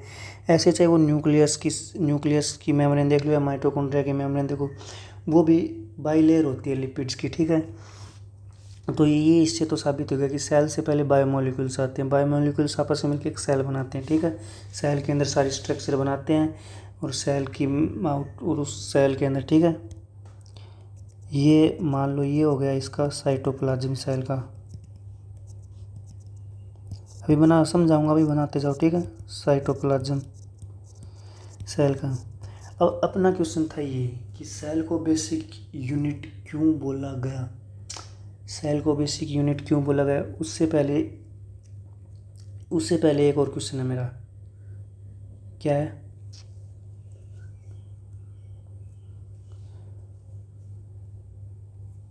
उससे पहले एक और क्वेश्चन है मेरा। क्वेश्चन है ये, मैंने पूछा what is the smallest part of A living organism, smallest part of a living organism that is alive, वो स्मॉलेस्ट पार्ट लिविंग ऑर्गेनिज्म का जो कि अलाइव है, जिंदा है, वो बताओ। तो मैंने कहा बताओ। आपने कहा एक सेल को फंक्शन करने के लिए, पूरी तरह से जिंदा होने के लिए आपने कुछ प्रॉपर्टी बताई थी जिंदा होने के लिए, कि भाई आपने कुछ प्रॉपर्टी बताई थी। वो प्रॉपर्टी है किसी भी जिंदा होने के लिए कि मेटाबॉलिज्म हो रहा हो, ग्रोथ हो रही हो, रिप्रोडक्शन हो रहा हो, वो रिस्पोंड कर रहा हो, कॉन्शियसनेस शो कर रहा हो, ठीक है। ये सारी आपने बताई थी प्रॉपर्टी, ठीक है। अब वो यहाँ पर मैं बताऊँ, क्या न्यूक्लियस अकेला इज न्यूक्लियस रेस्पिरेशन कर रहा, मतलब कि एनर्जी, भोजन को तोड़ रहा है, एनर्जी बना रहा है, क्या एनर्जी अकेला न्यूक्लियस के अंदर डीएनए होता है, डीएनए सिर्फ इंफॉर्मेशन स्टोर करता है, वो इंफॉर्मेशन को पास करता है आगे। प्रोटीन बनाने के लिए राइबोसोम की ज़रूरत होती है, ठीक है। राइबोसोम होता है मेक प्रोटीन फैक्ट्री होता है राइबोसोम। प्रोटीन, बहुत सारे प्रोटीन आपस में मिलके क्या बनाते हैं, नहीं, बहुत सारे अमाइनो एसिड मिलके आपस में प्रोटीन बनाते हैं, ठीक है। न्यूक्लियस होता है डीएनए के अंदर होती है इंफॉर्मेशन स्टोर, डीएनए कंट्रोल करता है पूरी सेल को, ठीक है। एनर्जी बनाने के लिए माइटोकॉन्ड्रिया की जरूरत पड़ती है। क्या अकेला न्यूक्लियस ये प्रोटीन बना सकता है? नहीं। एनर्जी बना सकता है? नहीं। वो तो इन्फॉर्मेशन स्टोर कर सकता है और इन्फॉर्मेशन दे सकता है, कमांड कर सकता है। न्यूक्लियस कहता है माइटोकॉन्ड्रिया एनर्जी बनाओ, न्यूक्लियस कहता है राइबोसोम को प्रोटीन बनाओ, ठीक है। तो न्यूक्लियस सिर्फ ये एक काम कर सकता है। लेकिन अब जैसे कि हम हैं, इंसान हैं, जैसे कि ये है इंसान, चिंटू अपना और चिंटू की चिंकी है, ठीक है, ये अपना इंसान है। अब मैं कहूँ न्यूक्लियस से कि जैसे कि हमारे को ज़िंदा रहने के लिए पूरा क्या अपना पूरा ऑर्गन सिस्टम अच्छे से काम करे। एक भी जैसे कि किडनी फेल हो गई, दोनों फेल हो गए, तो हम जिंदा रह पाएंगे? नहीं रह पाएंगे। हम दो पूरी तरह काम होना ज़रूरी है, किडनी का भी, लंग्स का भी, डाइजेस्टिव सिस्टम का भी, हर एक ऑर्गन्स का, हर एक ऑर्गन सिस्टम का, हर एक टिश्यू का, हर एक सेल का जिंदा होना ज़रूरी है, ठीक है। ज़रूरी है, तभी हम जिंदा रह पाएंगे। कोई भी एक भी डैमेज हो गया तो हम मर जाएंगे। इसलिए क्या न्यूक्लियस अकेला, अगर एक अकेला न्यूक्लियस किसी सेल में क्या वो जिंदा रख सकता है? नहीं भाई। माइटोकॉन्ड्रिया मर गया, माइटोकॉन्ड्रिया नहीं तो एनर्जी कहाँ से मिलेगा, काम कहाँ से करोगे? एनर्जी चाहिए, काम करने के लिए एनर्जी चाहिए। सेल रेस्पिरेशन कैसे करेगी, सेल काम कैसे करेगी? तो सेल मर जाएगी। तो ये सारे सेल से छोटी यूनिट हैं। देखो न्यूक्लियस क्या बोला, न्यूक्लियस की मेम्ब्रेन बाइलेयर होती है। तो नहीं, हम जिंदा नहीं रह पाएंगे। सेल मर गई, सेल मर गई तो टिश्यू मर गई, टिश्यू मर गई तो ऑर्गन फेल हो गए, ऑर्गन फेल हो गए तो ऑर्गन सिस्टम फेल हो गया, ऑर्गन सिस्टम फेल हो गया तो ऑर्गेनिज्म ही मर गया। ठीक है, किसी का लीवर फेल हो गया क्योंकि माइटोकॉन्ड्रिया एनर्जी नहीं बने। न्यूक्लियस अकेला थोड़ी ना बनाएगा। सेल के पार्ट्स डैमेज हो गए तो मर जाएंगे। तो किसी भी चीज़ को हम एक अकेला न्यूक्लियस होके हम ये नहीं बोल सकते कि कोई जिंदा है कोई सेल। ठीक है, किसी भी चीज़ को जिंदा बोलने के लिए सेल ज़रूरी होती है। तो आओ यहाँ पर लिख लेते हैं हम। जैसे कि मैं एक आपसे इसमें ही एक क्वेश्चन पूछा, दैट है कि आवर, एक पॉइंट लिखो, our blood supply oxygen to all of the cells, all of the cells. अब मान लो इफ़, एक आगे पॉइंट लिखो, if suddenly blood supply stop, blood supply stop कर दी गई, ब्लड सप्लाई स्टॉप कर दी गई, ऑक्सीजन नहीं पहुंचेगी सेल तक। पहले क्या ऑर्गन्स तक नहीं पहुंचेगी, क्योंकि हमने बताया कि ऑर्गन सिस्टम तक नहीं पहुंचेगी, ऑर्गन सिस्टम ऑर्गन तक नहीं पहुंचेगी, ऑर्गन तक ब्लड सप्लाई नहीं पहुंचेगी, यानी ऑक्सीजन नहीं पहुंचेगी, ऑक्सीजन नहीं पहुंचेगी मतलब टिश्यू तक ऑक्सीजन नहीं पहुंचेगी, टिश्यू तक ऑक्सीजन नहीं पहुंचेगी मतलब सेल तक ऑक्सीजन नहीं पहुंचेगी, और सेल तक ऑक्सीजन नहीं पहुंचेगी मतलब उसके अंदर जो माइटोकॉन्ड्रिया वगैरह है, जो बायोमोलिक्यूल से मिलकर बने हैं, उसके अंदर सेल ऑर्गेनल हैं, वो डेथ हो जाएंगे। ठीक है, ब्लड सप्लाई सेल तक तो ये डेथ हो जाएगी, तो एनर्जी कहाँ से लाओगे? एनर्जी नहीं बनेगी, एनर्जी नहीं बनेगा तो सेल की डेथ हो जाएगी। तो सेल की डेथ हो गई तो ऑर्गन टिश्यू नहीं बन पाएगा, टिश्यू डेथ हो जाएगी, टिश्यू डेथ हो जाएगी, ऑर्गन फेल हो जाएगा, ऑर्गन फेल हो जाएगा तो ऑर्गन सिस्टम भी फेल हो जाएगा, ऑर्गन सिस्टम फेल हो तो ऑर्गेनिज्म की डेथ हो जाएगी।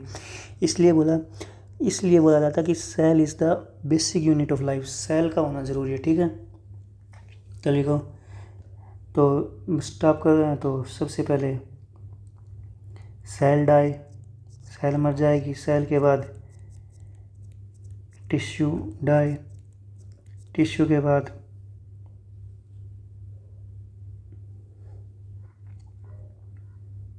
ऑर्गन फेल, और किसी का ऑर्गन फेल हो जाता है तो ऑर्गेनिज्म डाई। ठीक है, ऑर्गेनिज्म की डेथ हो जाती है। इसलिए बोला सेल का रहना ज़रूरी है। सेल ही एक ऐसी बेसिक लाइफ है, cell is the basic unit of life है। ठीक है, इसलिए सेल को बेसिक यूनिट ऑफ लाइफ बोलते हैं कि इसके बिना ऑर्गेनिज्म जिंदा नहीं रह सकता। कोई चीज़ जिंदा है इसका मतलब उसके अंदर सेल है। ठीक है, ठीक है, ये इतना तक हमने कर लिया। अब एक और क्वेश्चन मैं पूछता हूँ आपसे।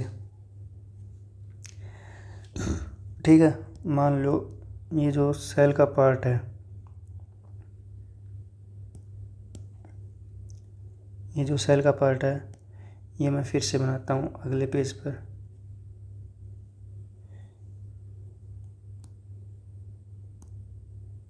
ठीक है, ये क्वेश्चन पूछा what is the smallest part of living organism that is cell is alive. तो दैट इज अलाइव, तो स्मॉलेस्ट पार्ट जो जिंदा है वो क्या है? वो सेल है। तो इसका आंसर लिख लो, सेल। स्मॉलेस्ट पार्ट क्या है? सेल है। ठीक है, अब मैं क्वेश्चन पूछता हूँ। मैंने कहा क्या, चलो एक एग्जांपल देता हूँ आपको।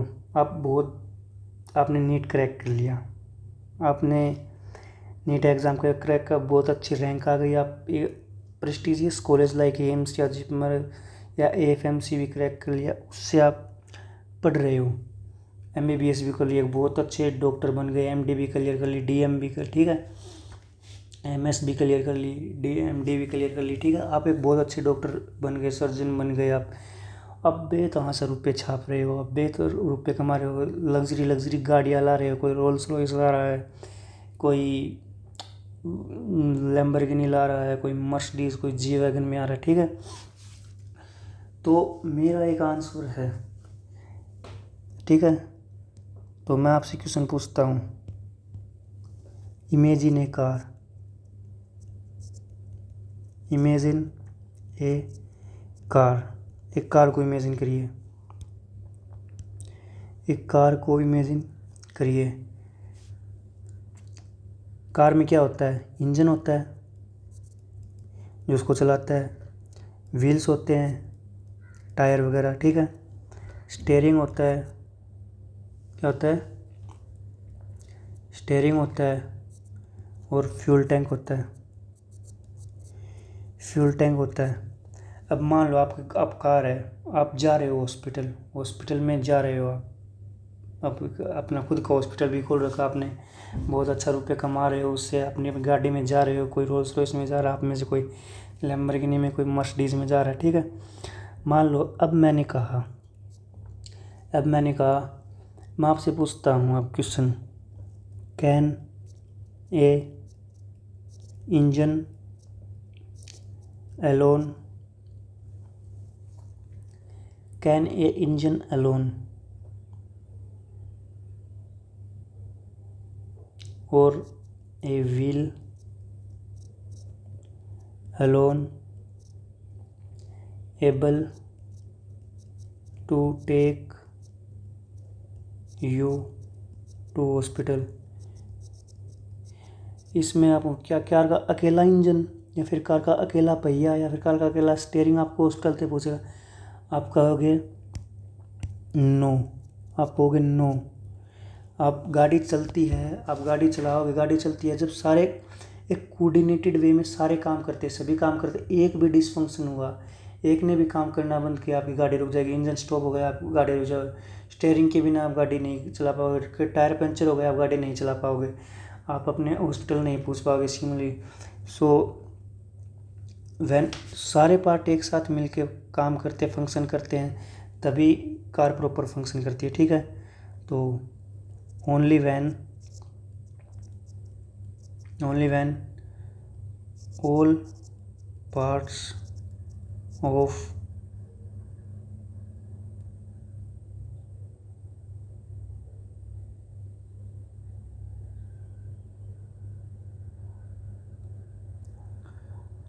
parts of car work properly, ठीक है, वर्क प्रॉपरली तभी काम करे। इसी तरह सिमिलरली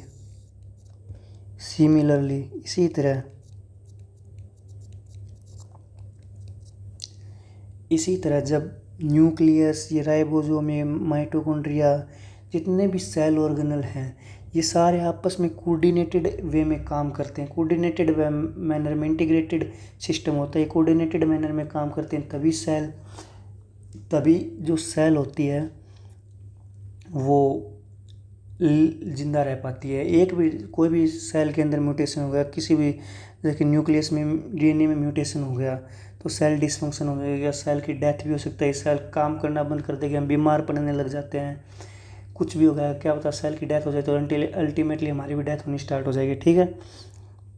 तो इसी तरह जैसे कि कार का एक भी पहिया, एक भी engine, steering, wheels, fuel tank में से फ्यूल ख़त्म हुआ, स्टीयरिंग टूटा, व्हील पंचर हो गए, इंजन फेल हो गया तो कार बंद हो जाती है, आगे नहीं चलती। उसी तरह सेल का भी एक भी पार्ट, वो चाहे न्यूक्लियस हो, राइबोसोम हो, माइटोकॉन्ड्रिया हो, एक भी पार्ट डिसफंक्शन हुआ तो सेल काम करना बंद कर देगी, ठीक है।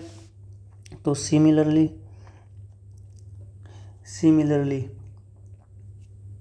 Nucleus,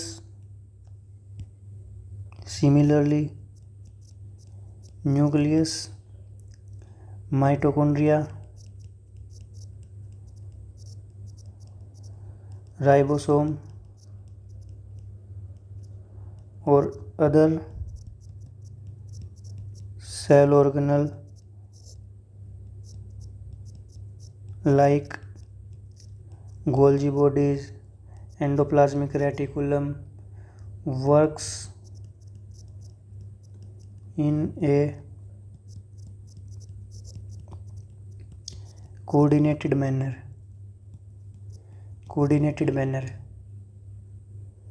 to be cell function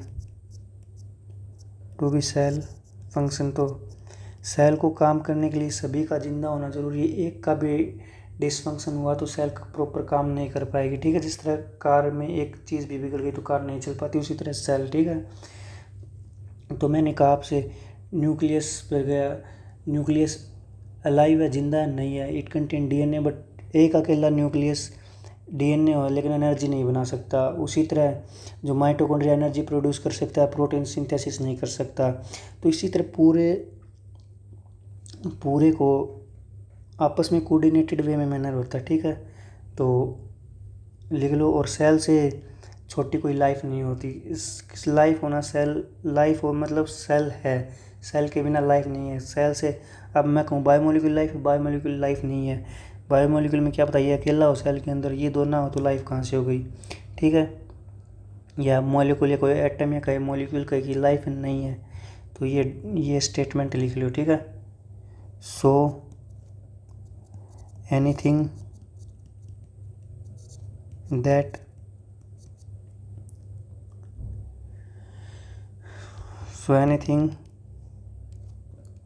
less than a complete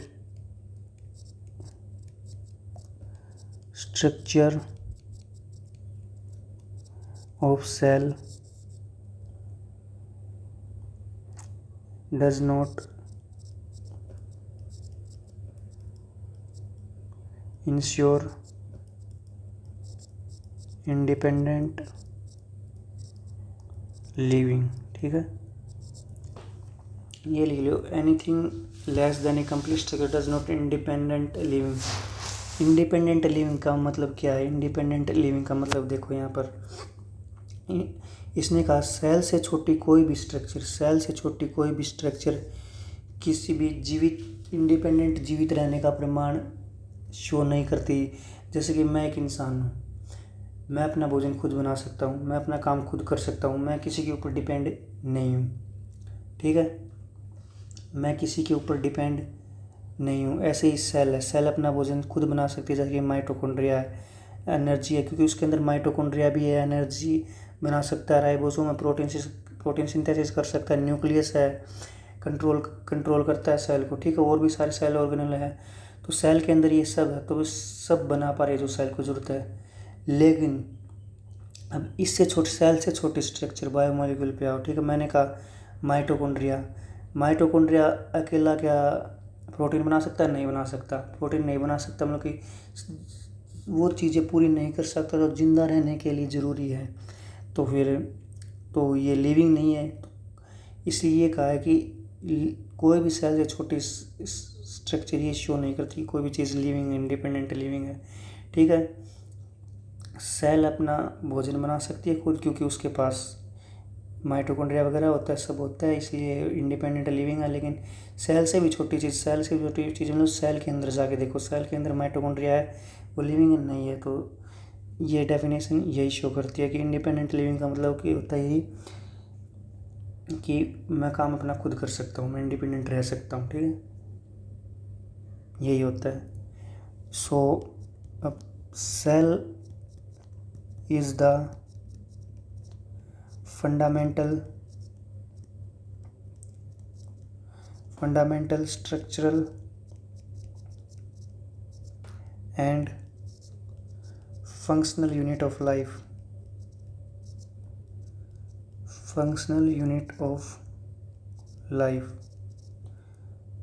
तो सेल क्या है? सेल है fundamental structural and functional unit of life. Functional क्यों बोला? फंडामेंटल क्यों बोला? फंडामेंटल इसलिए बोला कोई भी इस चीज़ को हम जिंदा इसलिए बोलते हैं क्योंकि सेल होना ज़रूरी है। सबसे छोटी यूनिट सेल है। अगर सेल से भी कोई छोटी यूनिट, इसका मतलब वो जिंदा नहीं है। अगर कोई व्यक्ति जिंदा है तो मतलब उसके अंदर सेल है। ठीक है, इसका मतलब है ये। ठीक है, फंक्शनल यूनिट क्यों, स्ट्रक्चरल यूनिट को क्यों बोला? स्ट्रक्चरल यूनिट ऐसे बोला, स्ट्रक्चरल यूनिट का समझो, मान लो ये एक कमरा है, ये एक रूम है। रूम में सबसे छोटी यूनिट बताओ क्या है? रूम में किससे बना रूम? ये तो ब्रिक बाय ब्रिक बना है रूम,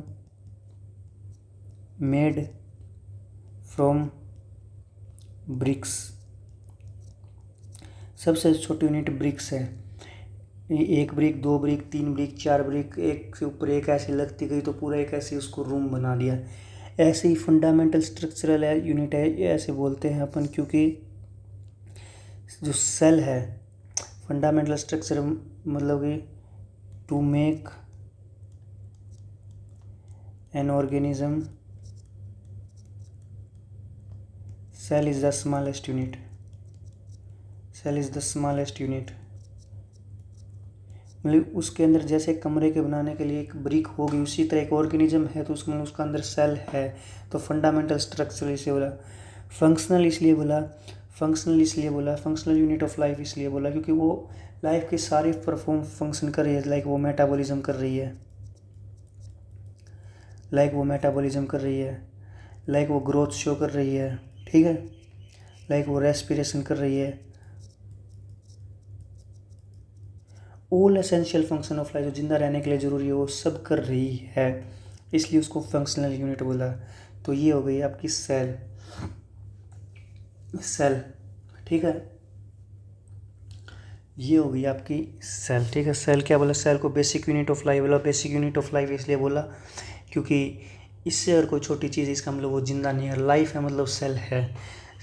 और इंडिपेंडेंट लिविंग इससे मतलब बोला इससे कोई छोटी चीज़ लिविंग नहीं है, इंडिपेंडेंट नहीं रह सकती, क्यों? किसी न किसी चीज़ पर ज़रूरत है। चूँकि सेल है, सेल के अंदर सब है, सेल इसलिए वो सेल का ही पार्ट है सब। तो सेल सब सपोर्ट करिए तो एक सेल दूसरी सेल के ऊपर डिपेंड नहीं रहती।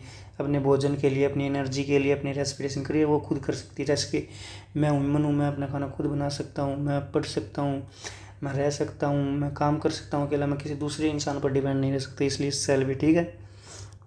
लेकिन माइटोकॉन्ड्रिया से नहीं, माइटोकॉन्ड्रिया सिर्फ एनर्जी बना सकता है। ठीक है, प्रोटीन के लिए उसको राइबोसोम पर डिपेंड रहना पड़ता है। तो ये सेल से छोटी आ गई तो इसलिए बोला anything less than a complete structure of cell.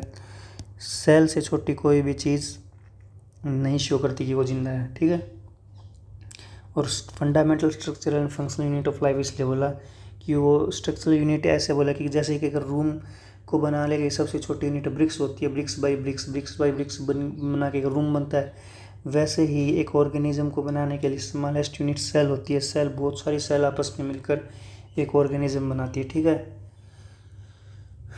ठीक है, ठीक है। अब आइए, अब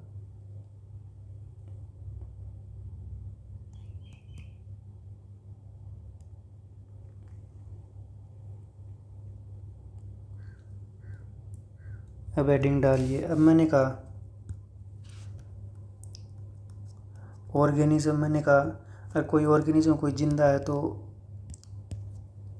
ये लिखना, ये लिखो। ठीक है, organism are made up of cells. मैंने कहा ऑर्गेनिज्म सेल्स से मिलकर बना। अब कई ऑर्गेनिजम्स में क्या होता है कि एक ही टाइप की सेल होती है, एक ही सेल। जैसे कि हमारे अंदर है, हमारे हार्ट सेल अलग है, डाइजेस्टिव सेल अलग है, मसल सेल अलग है जो कॉन्ट्रैक्ट करवाती है, नर्व सेल अलग है हमारी। लेकिन कई ऑर्गेनिज्म ऐसे होते हैं चाहे कि उनकी एक ही सेल, हमारे अलग अलग फंक्शन परफॉर्म करने के लिए अलग अलग सेल है, लेकिन कई ऑर्गेनिज्म एक ही सेल सारे फंक्शन परफॉर्म कर सकती है। लाइक ये एक अमीबा है, ये एक अमीबा है। ठीक है, ये इसकी सेल है, ये एक ही सेल का बना होता है। ये न्यूट्रिशन भी लेगी। ठीक है, यही सेल रेस्पिरेशन भी करेगी। ठीक है, और यही सेल एक्सक्रीशन भी करेगी। सारे काम ये एक ही सेल करती है। लेकिन ह्यूमन में ऐसा नहीं होता। ह्यूमन में, हाँ ये एक ह्यूमन बीइंग है, ठीक है, एक कोई ह्यूमन है। ह्यूमन में ऐसा नहीं होता। ह्यूमन में हार्ट सेल अलग होती है, लंग सेल अलग होती है, एक्सक्रीटरी सेल अलग होती है एक्सक्रीशन करने के लिए। तो ऐसे अलग अलग सेल्स के बना होते हैं ह्यूमन्स। तो ठीक है, तो अब यही समझाऊंगा मैं आपको, ठीक है। आओ समझते हैं। मेड अप ऑफ सेल, तो organism made up of cell, cell के बने होते हैं। आगे some organism made up of single cell called, जो सिंगल सेल के एक ही टाइप के सेल के बने होते हैं, एक ही सेल के बने होते हैं, उनको यूनिसेलुलर ऑर्गेनिज्म बोलते हैं, कोल्ड यूनिसेलुलर ऑर्गेनिज्म, ठीक है। और सम ऑर्गेनिज्म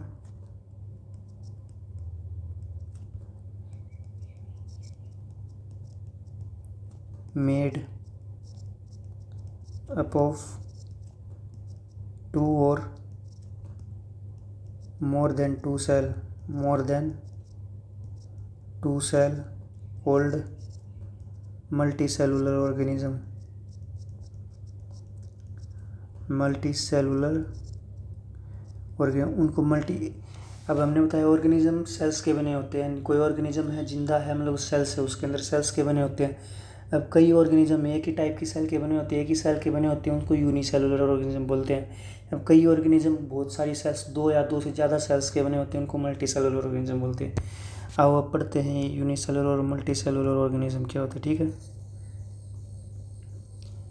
ऐसे बनाना लिखना है, ठीक है।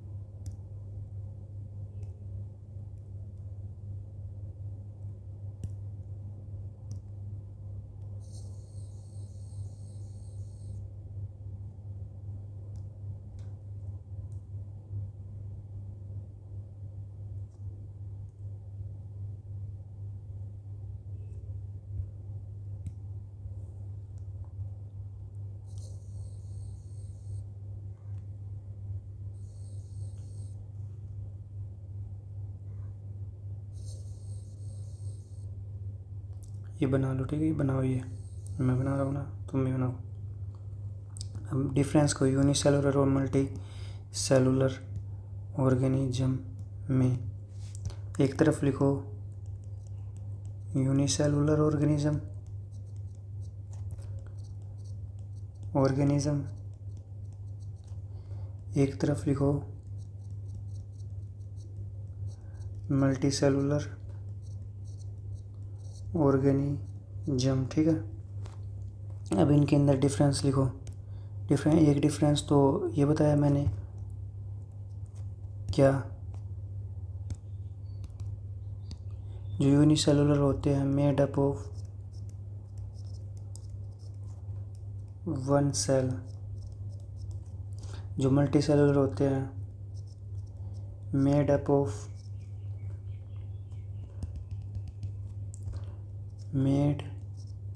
ऑफ टू और मोर देन टू सेल्स, ठीक है, मोर देन टू सेल्स। अब जो यूनिसेलुलर होती है, एक सेल है तो एक ही सेल सारे फंक्शन परफॉर्म कर लेगी, कौन कौन से, एक्सक्रीशन, न्यूट्री, रेस्पिरेशन, ठीक है, डाइजेशन, तो एक ही सेल द्वारा कैरिड किए जा सकते हैं, ठीक है। All physiological function like digestion, respiration और excretion etcetera carried out by single cell, ठीक है। अब ऐसे ये मल्टी सेलुलर ऑर्गेनिज्म है हमारे, जैसे कि हम मल्टी सेलुलर ह्यूमन बीइंग में अलग अलग हमारे मसल सेल मसल कॉन्ट्रैक्शन वगैरह करवाती है, अलग सेल है। Heart cell heart beat contract होती है, हार्ट सेल कॉन्ट्रैक्ट होती है तो हार्ट बीट उत्पन्न होती है, ठीक है। ब्लड पंप करवाती है तो उसके लिए हार्ट सेल है। सोचने के लिए हमारे न्यूरॉन्स दिए गए नर्व सेल हैं, ऐसे अलग अलग सेल हमारे। तो so different function perform by different type of cell, ठीक है। अभी इनका लिखो एग्जाम्पल। यूनिसेलुलर में आ गया जैसे कि अमीबा, पैरामीशियम एटसेट्रा, ठीक है। अब इसके लिखो एग्जाम्पल। मल्टी सेलुलर में आ गए लाइक क्या,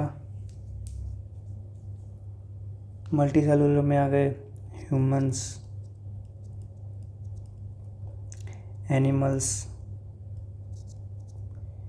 प्लांट्स एटसेट्रा, ठीक है। इसमें ईस्ट भी लिख लो, ईस्ट भी यूनिसेलुलर में आता है, ठीक है। ये मेजर फंक्शन है यूनिसेलुलर और मल्टी सेलुलर में पाए जाते हैं। एक और फंक्शन जो मल्टी सेलुलर में होते हैं,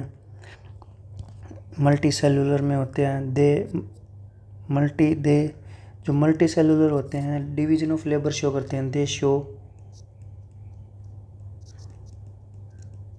division of labour. Division of labour का क्या मतलब है? डिवीजन ऑफ लेबर का मतलब ध्यान से सुनो। डिवीजन ऑफ लेबर का मतलब है कि काम बांट रखे हैं। एक इंसान है, एक इंसान की बॉडी चलाएं, जहाँ हम खाते हैं, हमारा डाइजेस्टिव सिस्टम अलग है, डाइजेस्ट करता है उसको। एक्सक्रीटरी सिस्टम का काम है एक्सक्रीशन, डाइजेस्ट कर दिया, वेस्ट बच गया उसको एक्सक्रीट करके बाहर निकाल दिया। इसको ऐसे समझो, आपने एक कंपनी खोली, कंपनी में अलग अलग डिपार्टमेंट है अलग अलग काम के लिए। जैसे कि एक कार की कंपनी खोली, कार के टायर से एक अलग डिपार्टमेंट में बनते हैं, कार के इंजन से एक अलग डिपार्टमेंट में बनते हैं, ठीक है, कार के शीशे एक अलग डिपार्टमेंट में बनते हैं कार की कंपनी में।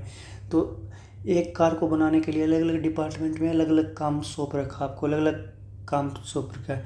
इसी को बोलते हैं डिवीजन ऑफ लेबर, ठीक है। कि अलग अलग लेबर को अलग अलग काम सौंप दो, अपना काम शुरू करो। डिवीजन ऑफ लेबर की वजह से एफिशिएंसी बनाता है, ठीक है, एफिशिएंसी बढ़ाता है काम करने की। जैसे कि एक व्यक्ति सारे काम थोड़ी ना कर सकता, बहुत देर लग जाएगी। अलग अलग डिपार्टमेंट बना दिया अलग अलग काम के लिए, तो अलग अलग काम एक साथ चल रहे हैं, और बाद में कार असेंबल का टाइम आएगा तो सारे पार्ट्स आएंगे वहाँ से, अलग अलग डिपार्टमेंट में असेंबल हो जाएगी, ठीक है, जल्दी हो जाएगी। ऐसे यूनिसेलुलर ऑर्गेनिज्म क्या होता है कि एक ही सेल सारे काम परफॉर्म कर रही है, तो ऐसे डिवीजन ऑफ लेबर शो नहीं करती, ठीक है। यहाँ पर लिख लो, they do not show division of labour, ठीक है, ये ले लो, ठीक है। ये हो गया आपके यूनिसेलुलर और मल्टी सेलुलर ऑर्गेनिज्म। अब आगे ये एनसीईआरटी की लाइन, अब जो एनसीईआरटी की लाइन पढ़ते हैं। When you look around you see both living and non living things. जब आप अपने आसपास देखते हो, अपने आसपास पेड़ भी देखते हो, पत्थर भी पड़े देखते हो, इंसानों को भी देखते हो, लकड़ी भी देखते हो, जैसे बेंच बना हुआ है, पत्थर की दीवारें भी देखती हो, तो उनमें से आप लिविंग जैसे कि इंसान, पेड़ लिविंग हो गए, नॉन लिविंग हो गई क्या आपके पत्थर। तो you must have wondered ask yourself, तो आप अपने आप से पूछी से ये बता रखा कि ऐसा क्या है जो कि एक लिविंग ऑर्गेनिज्म को लिविंग बनाता है, जो एक लिविंग ऑर्गेनिज्म के पास है। इनएनिमेट मतलब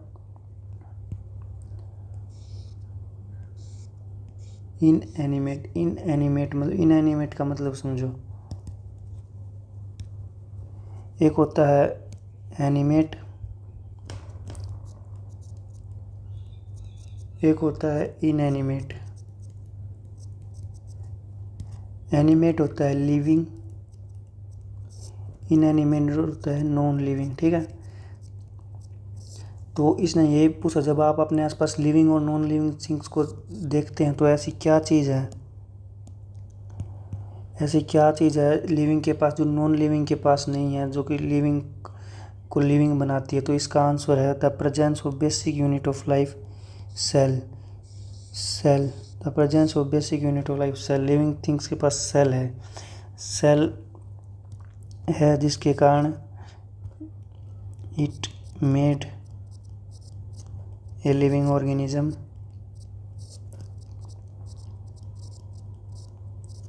लिविंग, ठीक है, ठीक है। इसका आंसर ये है। और बेसिक यूनिट क्यों बोला, बेसिक यूनिट क्यों बोला, बेसिक यूनिट मतलब इससे बोला इससे कोई भी छोटी चीज़, सेल, इससे सेल से कोई भी छोटी चीज़ है तो वो जिंदा नहीं है, किसी भी कोई भी चीज़ जिंदा है, मतलब कि ये बेसिक यूनिट है कि सेल उसके पास, ठीक है। अब आइए, सेल के बेसिस पर दो टाइप के ऑर्गेनिज्म होते हैं। एक एक सिंगल सेल होती है जिसके पास उन्हें यूनिसेलुलर बोलते हैं, जिनके पास मैनी सेल होती है, 2 और मोर सेल होती है, उनको मल्टी सेलुलर ऑर्गेनिज्म बोलते हैं, ठीक है। यूनिसेलुलर और मल्टी सेलुलर में हमने वो देखा है डिफरेंस, अभी अभी देखा, ठीक है।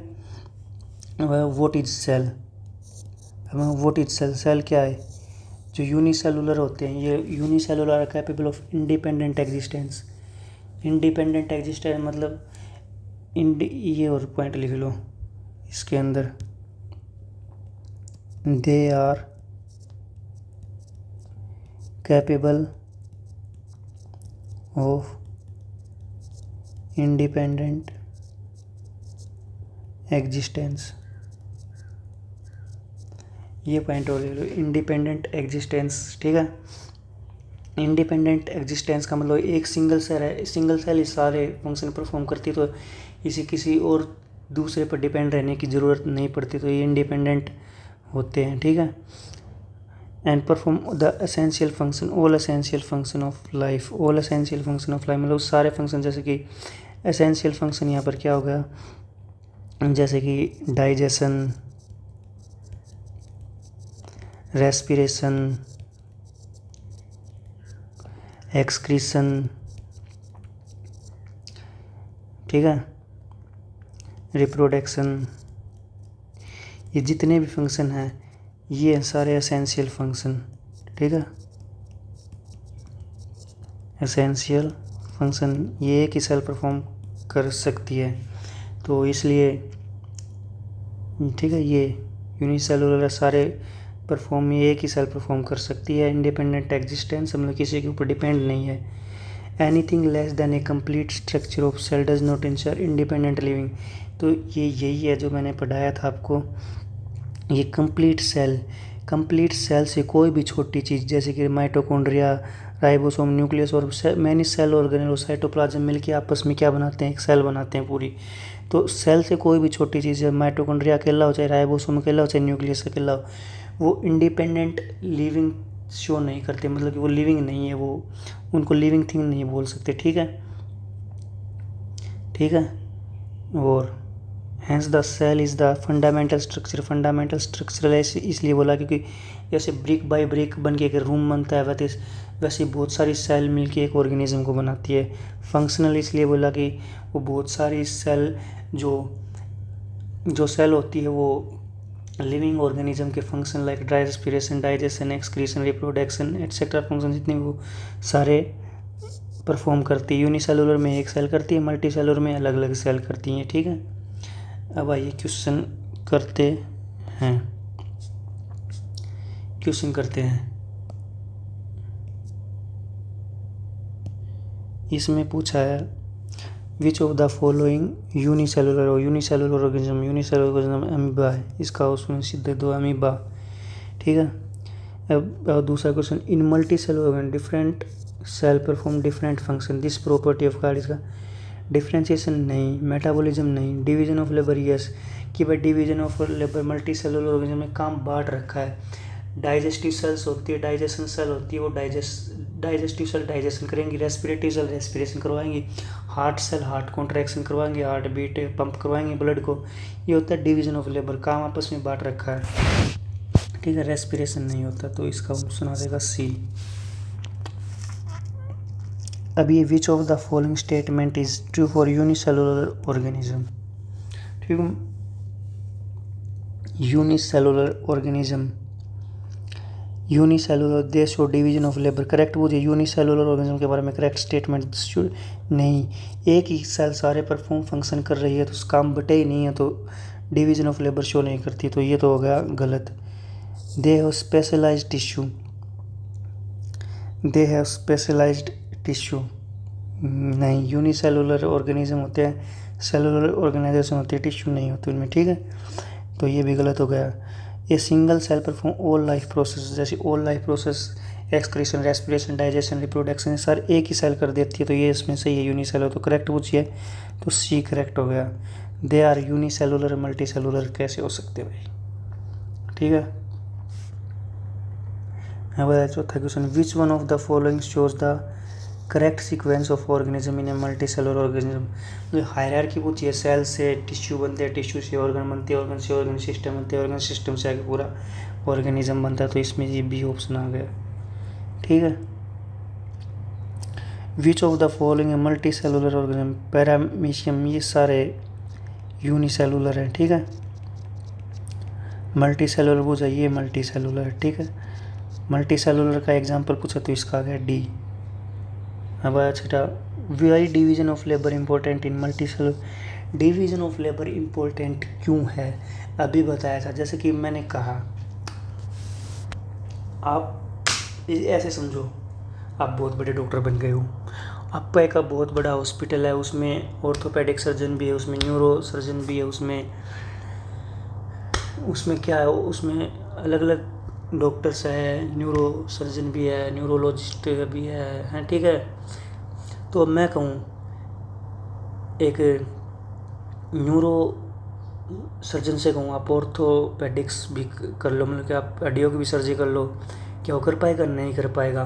काम बांट रखे भाई, ऑर्थोपेडिक्स को बोल रखे तुम हड्डियों पे ध्यान दो, तुम हड्डियों को देखो, न्यूरो सर्जन को बोल देखो तुम दिमाग को देखो, ऐसे काम आपस में बांट रखे, ऐसे काम आपस में एक टाइम पर ही कई लोग एक साथ इलाज करवा सकते हैं। अगर एक इंसान को कहूँ मैं, एक डॉक्टर को कहूँ कि न्यूरोलॉजी को, वो कर ही नहीं पाएगा कि भाई तुम हड्डियों का इलाज करो, तो कर ही नहीं पाएगा। कर पाएगा तो वेट करना पड़ेगा, पहले न्यूरोलॉजी करेगा।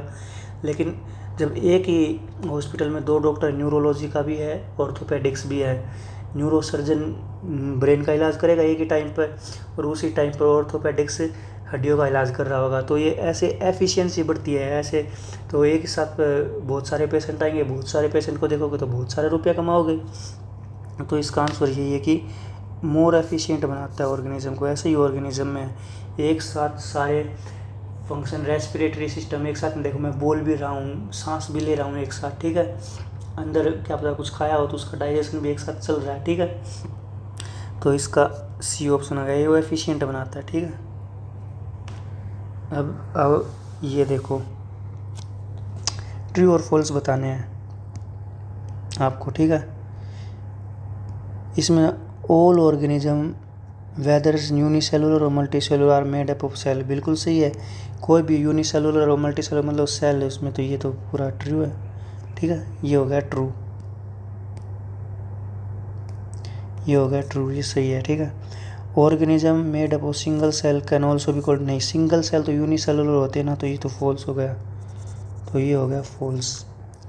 Organism like humans made of many cells are called, नहीं, मैनी सेल्स के बने हुए यूनिसेलुलर कैसे हो सकते हैं? मल्टी सेलुलर, तो ये भी फॉल्स हो गया, वो तो मल्टी सेलुलर होते हैं, ये अलग अलग दे दी। इसकी जगह यूनिसेलुलर लिखते तो ये स्टेटमेंट सही हो जाती, इसकी जगह मल्टी सेलुलर लिखते तो ये स्टेटमेंट सही हो जाती। अब ये देखो, यूनिसेलुलर ऑर्गेनिज्म है ओनली वन सेल, बिल्कुल सही है, but that one cell perform all life function, बिल्कुल सही है, एक ही सेल सारे फंक्शन परफॉर्म कर सकती है, ठीक है। अब ये देखो, मल्टी सेलुलर ऑर्गेनिज्म है many cells and different cell में परफॉर्म डिफरेंट फंक्शन, ये भी सही है। डिवीजन ऑफ लेबर शो करती है, डिफरेंट सेल डिफरेंट फंक्शन करती है, तो ये भी ट्रू है, ठीक है। और मल्टी सेलुलर बोल रखा है। The number of cell in an organism has no relation with whether it is unicellular और मल्टी सेलुलर। क्यों नहीं? Number of cells in an organism, ये statement number of cell in a organism has no relation with whether it is unicellular क्यों नहीं करती? एक ही cell है तो यूनिसेलुलर, अगर एक से ज़्यादा सेल है, दो और दो से ज़्यादा सेल है, ये बेसिकली एक ही टाइप की सेल है तो यूनिसेलुलर होगा, और दो या दो से ज़्यादा टाइप की सेल हैं तो मल्टी से। तो नंबर एक ही टाइप की सेल भी बहुत सारी हो सकती है, मतलब कि ठीक है। इस स्टेटमेंट को होल्ड ऑन पे रखो, आपको इस स्टेटमेंट को बाद में बताऊंगा आपको, ठीक है। ये स्टेटमेंट होल्ड ऑन। अब आप दूसरे क्वेश्चन पे चलते हैं। ये भूल जाओ एक बार, ये तो ऐसे ही ऑप्शन गलत प्रिंट होगा इसका, ठीक है। अब ये करेक्ट इनकरेक्ट हो जाए, इनमें से कितने स्टेटमेंट करेक्ट है? Living and non living things can be distinguish based on presence और absence of the basic unit of life, ठीक है। हाँ बिल्कुल, सेल के बेसिस के बेसिक यूनिट ऑफ लाइफ क्या है? सेल। तो ये स्टेटमेंट करेक्ट है। तो स्टेटमेंट फर्स्ट करेक्ट है, फर्स्ट इसमें भी, इसमें भी, इसमें भी, तो ये तो गलत हो गया। अब इन एनिमेट मतलब नॉन लिविंग में भी शो मूवमेंट, ठीक है। अभी car in animate non living लेकिन मूवमेंट शो करती है, बिल्कुल सही है। But it does not possess the basic unit of life, बिल्कुल सही है। सेल नहीं हो सकती इसके अंदर, लेकिन कार के अंदर सेल नहीं, लेकिन फिर भी मूवमेंट शो करती है, तो ये भी सही है। दूसरी भी सही है, दूसरी भी सही है इसमें, तो ये गलत हो गया। अब बचे दो option. The capacity to perform life process independently is a properly exhibited the basic unit of life. ये यही कह रहा है कि कोई बेसिक यूनिट ऑफ लाइफ है, वो सारे फंक्शन इंडिपेंडेंटली परफॉर्म कर सकती है, वो किसी दूसरे सेल के ऊपर डिपेंड नहीं रह सकती, तो ये बिल्कुल सही है, ये भी सही है, ठीक है। तो तीसरा भी सही है, ठीक है, चौथा भी सही है। तो इसमें चार ऑप्शन, ये तो बचा यही, तो यही ऑप्शन हो गया, ठीक है। तो इसका आंसर आ गया डी। तो ठीक है, तो ये था आज का लेक्चर कंप्लीट, अच्छे से कंसेप्चुअल क्लियर कराया। कमेंट में बताना आपको कैसे लगा। इसके सारे नोट्स आप इस चैनल को ज्वाइन कर लीजिएगा, इस चैनल को ज्वाइन कर लीजिएगा। ये टेलीग्राम चैनल है, इसके सारे जो ये नोट्स हैं इसी के ऊपर आएंगे। जो DPP आएंगे, DPP 1 दूंगा आपको, उसके अंदर से लगभग 20 क्वेश्चन होंगे, 20 मिनट का टाइमर लगा के 20 क्वेश्चन सोल्व करने हैं आपको, ठीक है। DPP assertion, reason, correct incorrect, match and one liner, सारे क्वेश्चन ट्रू फॉल्स सारे क्वेश्चन होंगे उसमें, ठीक है। आज जो पढ़ाया है इसी के ऊपर आपको सोल्व करना है। ये चैनल ज्वाइन कर लेना, इसी के ऊपर आएंगे आपके DPP, इस लेक्चर के नोट्स या आने वाले लेक्चर के नोट्स, इस DPP का सॉल्यूशन दूंगा मैं। इस यूट्यूब चैनल को सब्सक्राइब कर लेना, इसी के ऊपर आएगा, ठीक है, ठीक है। तो चलते हैं, चलो मिलते हैं आपसे नेक्स्ट क्लास में कल फिर। Okay bye.